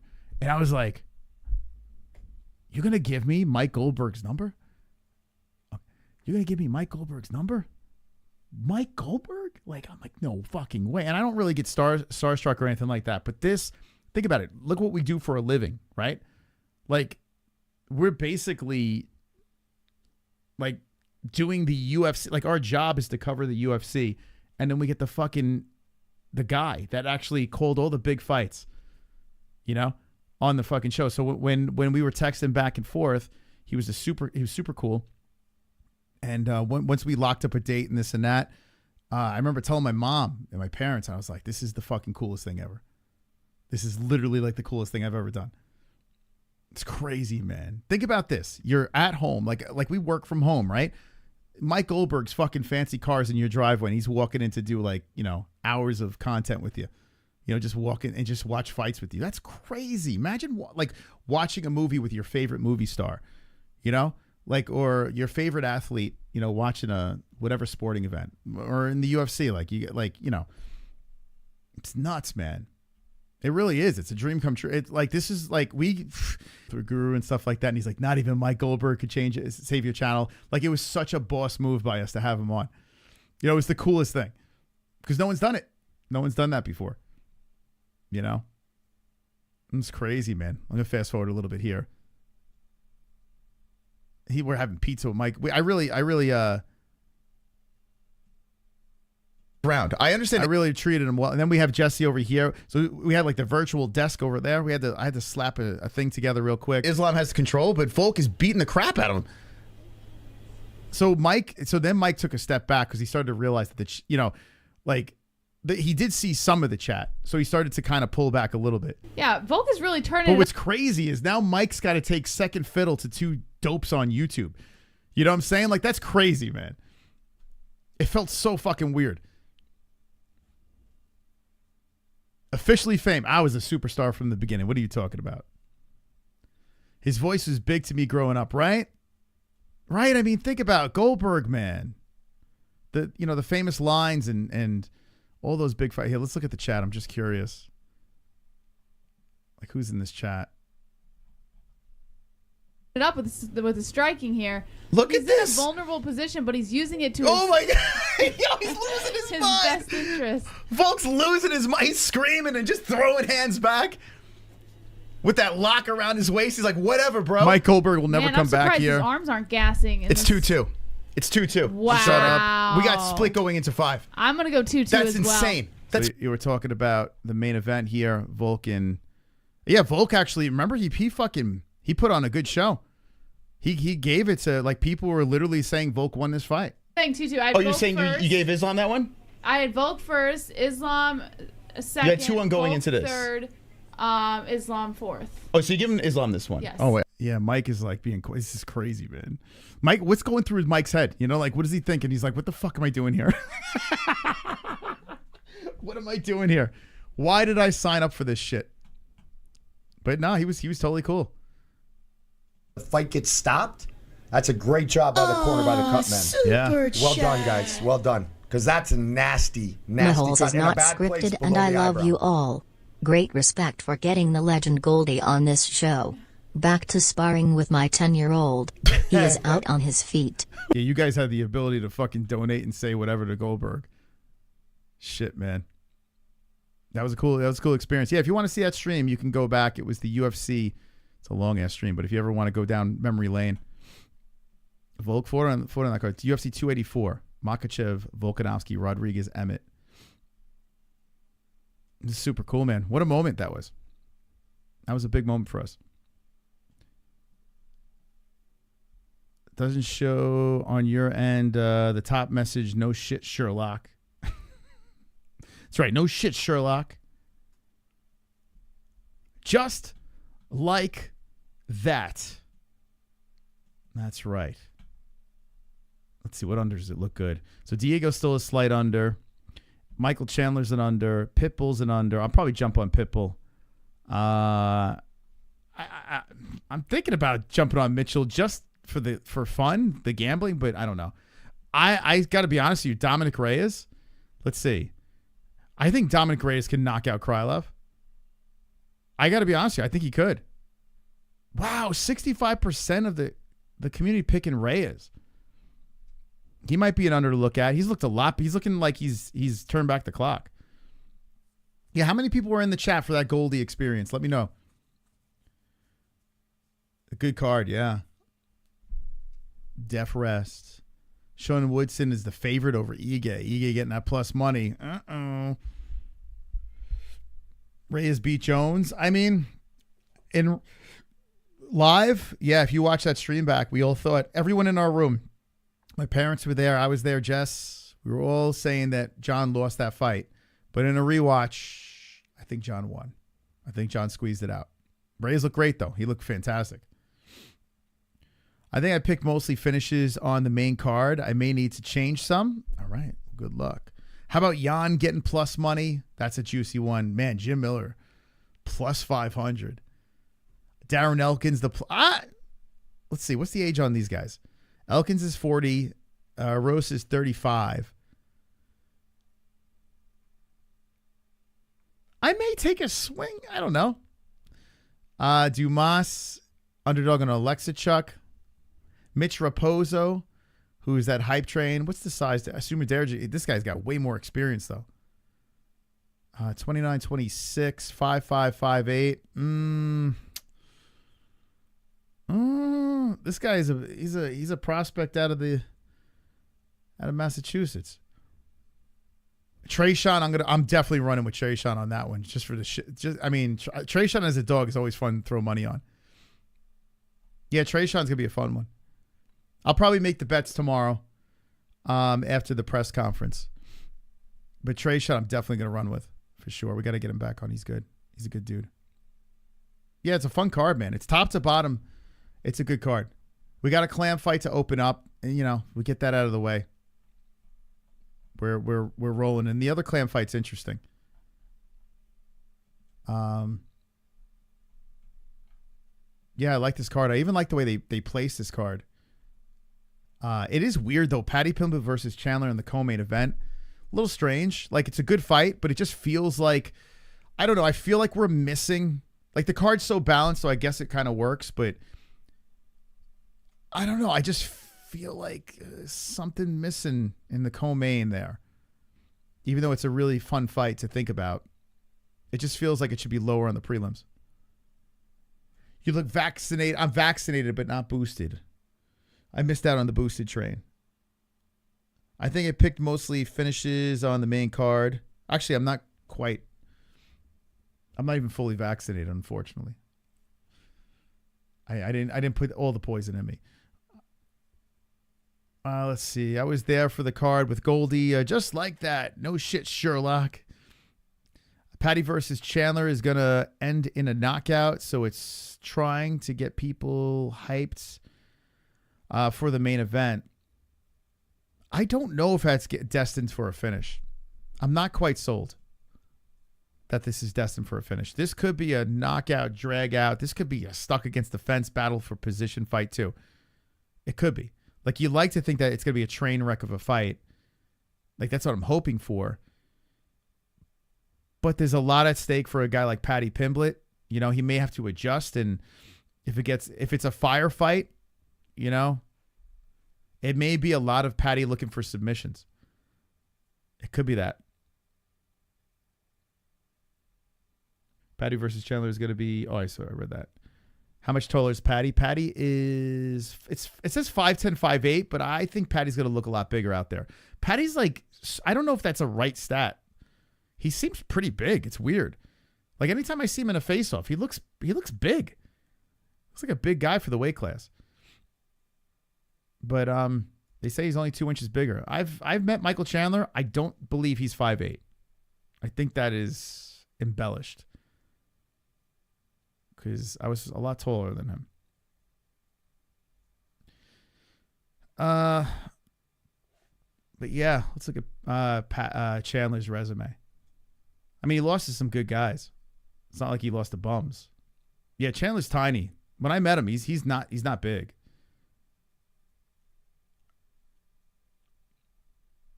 So he lost to Charlie Olives, Dustin Poirier, Gaethje, Olives, and there's the Patricio one in Bellator. It's crazy, huh? Look at his UFC career. 1, 2, 3, 4, 5, 6 UFC fights, and he won 2. He beat Hooker and an old Tony Ferguson with the front kick. Damn, bro. I mean, listen, Hooker, running over Hooker the way he did, considering Hooker's looked better, but Hooker fought like so scared in that fight. That was crazy. You guys remember that? Like, Hooker looked terrified in that fight. Like, he wanted none of that smoke. It was nuts, because Hooker's usually a guy that wants to get into the fire and go crazy. And in that fight, if you rewatch it, Hooker looked like he was running for his life. You know? But, I mean, you look at the wins. A way past prime Tony Ferguson. Possibly, dare I say, overrated Tony Ferguson. And Dan Hooker. Jesus. In Bellator, he beat Benson Henderson, which is not bad. Knocking out Benson, former UFC champ right there. A little older, but still knocked him out. Outlaw, he beat Brent Primus, which wasn't bad because he redeemed himself when he got injured.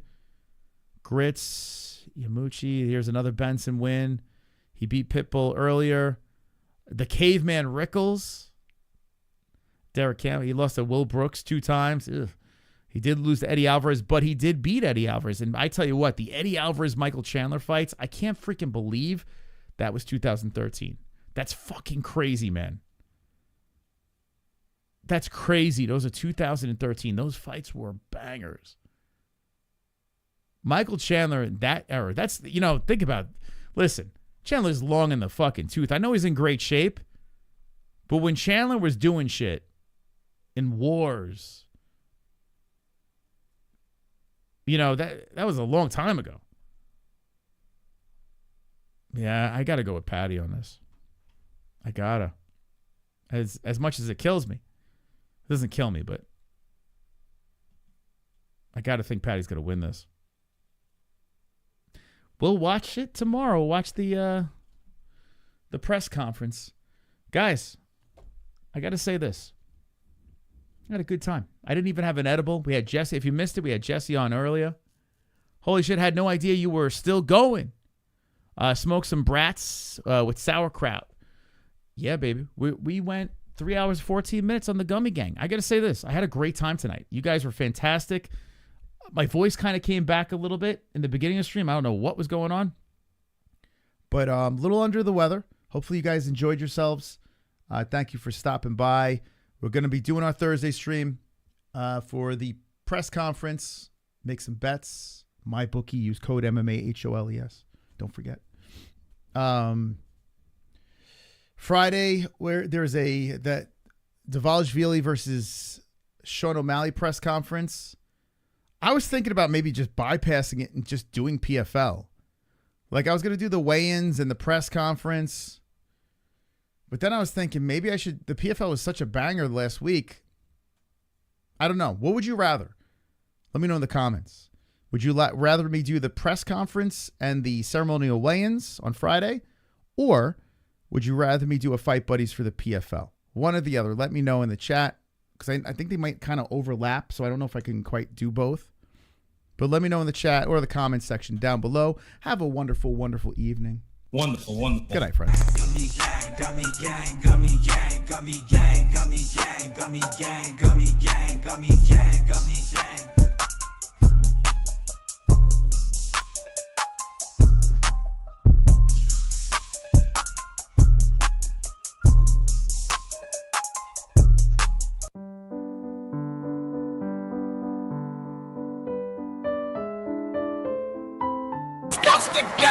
Wait, hold on a second. Hold on. Smokey, you live? Are you live right now? I don't know or you have a strike. I could redirect if he's live. Smokey, you live? Anyone going live?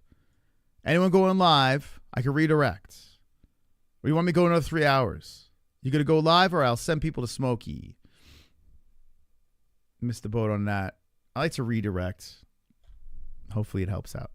You guys want to go after party at Smokey's? Let me know in the chat. Let's do a little redirect activity. Hang with the boys deep into the Wednesday evening or morning, whatever time it is. Yeah, let's do that. You want another 3? I'm glad I didn't do the gummy because if I did, I would be here all fucking night. Because if I did that long without the gummy, I'm very excited about this sponsor. Very excited. Can't wait to drop it on you guys. Can't wait. I can't wait for the discount. And also, I'm going to try to get this sponsor in play. The winner of Goat Milk 314, I want to give away this THC stuff if they're cool with it, if I can pull that off. I want to give away some THC products to the winner of 314. You got to be of age and in the States, unfortunately. But if you are, we'll do a giveaway for Goat Milk this weekend. So get your picks in. And Zane is a cuck. He's an incredible cuck. The biggest of the cucks. The biggest. MyBookie.ag. Win big at. MyBookie.ag. Use promo code MMA-Holes. MyBookie.ag. All right, so when we find out when Smokey is live, I'll redirect you guys over there. Win big. I got to subscribe on this channel so I know when you're live. What's Smokey's channel? Anyone got Smokey's channel? Angel Gotti. Guad. Is she live tonight? I'm not a member on her channel, but shout out to Angel Gotti. Is she live? Oh, she might be. Was it Wednesday? She might be live. She might be live with her members. Yeah, Angel has been killing it. She has been killing it when she goes live. Shout out to Angel, man. She's just slaughtering it. Angel's awesome. Oh, she is live. Members only. Fuck. Can I redirect over there? No, I'll redirect to Smokey. You got to be members only. I'm not a member. It's $5 a month, Angel. I got kids to feed, man. Go be a member. Go say hello to Angel. She got her perks and everything like that. She's doing awesome, man. I get why she's doing it, though. I get it. She's getting a lot of nonsense. Yeah, she's live on members only. YouTube's got to fix members only. You got to search for it. Like, they should give you, like, some sort of alert or show up in the subscription feed. Just become a member if you want. Like, I'd like to know if a channel, like, if I see a bunch of content showing up on my feed, I'm going to get the itch to become a member and check out their shit. YouTube's got to do a better job of that. They don't promote any. That's why I don't, like, I got to start live and then go members only. Like, it's just, I wish they would just promote that shit. It's crazy. It's fucking crazy. I tell you, so fucking nuts. He's Smokey Feeble. If I type it in, oh yeah, there we go. Let me subscribe. All right, Smokey's live. Fucking crazy, mate. There he is. Go say hello to Smokey Feeble. He's hitting the after party. After party at the Phoebes. Okay, all right, guys, we finally figured this out. All right, let me do this. Redirect to Smokey Feeble. There we go. Redirect to you. Save. All right. Here, I'll drop the link in the chat. If you want to go say hello to Smokey, it'll redirect you there too. Good night, guys. Bye. Gummy gang, gummy gang, gummy gang, gummy gang, gummy gang, gummy gang, gummy gang, gummy gang, gummy gang.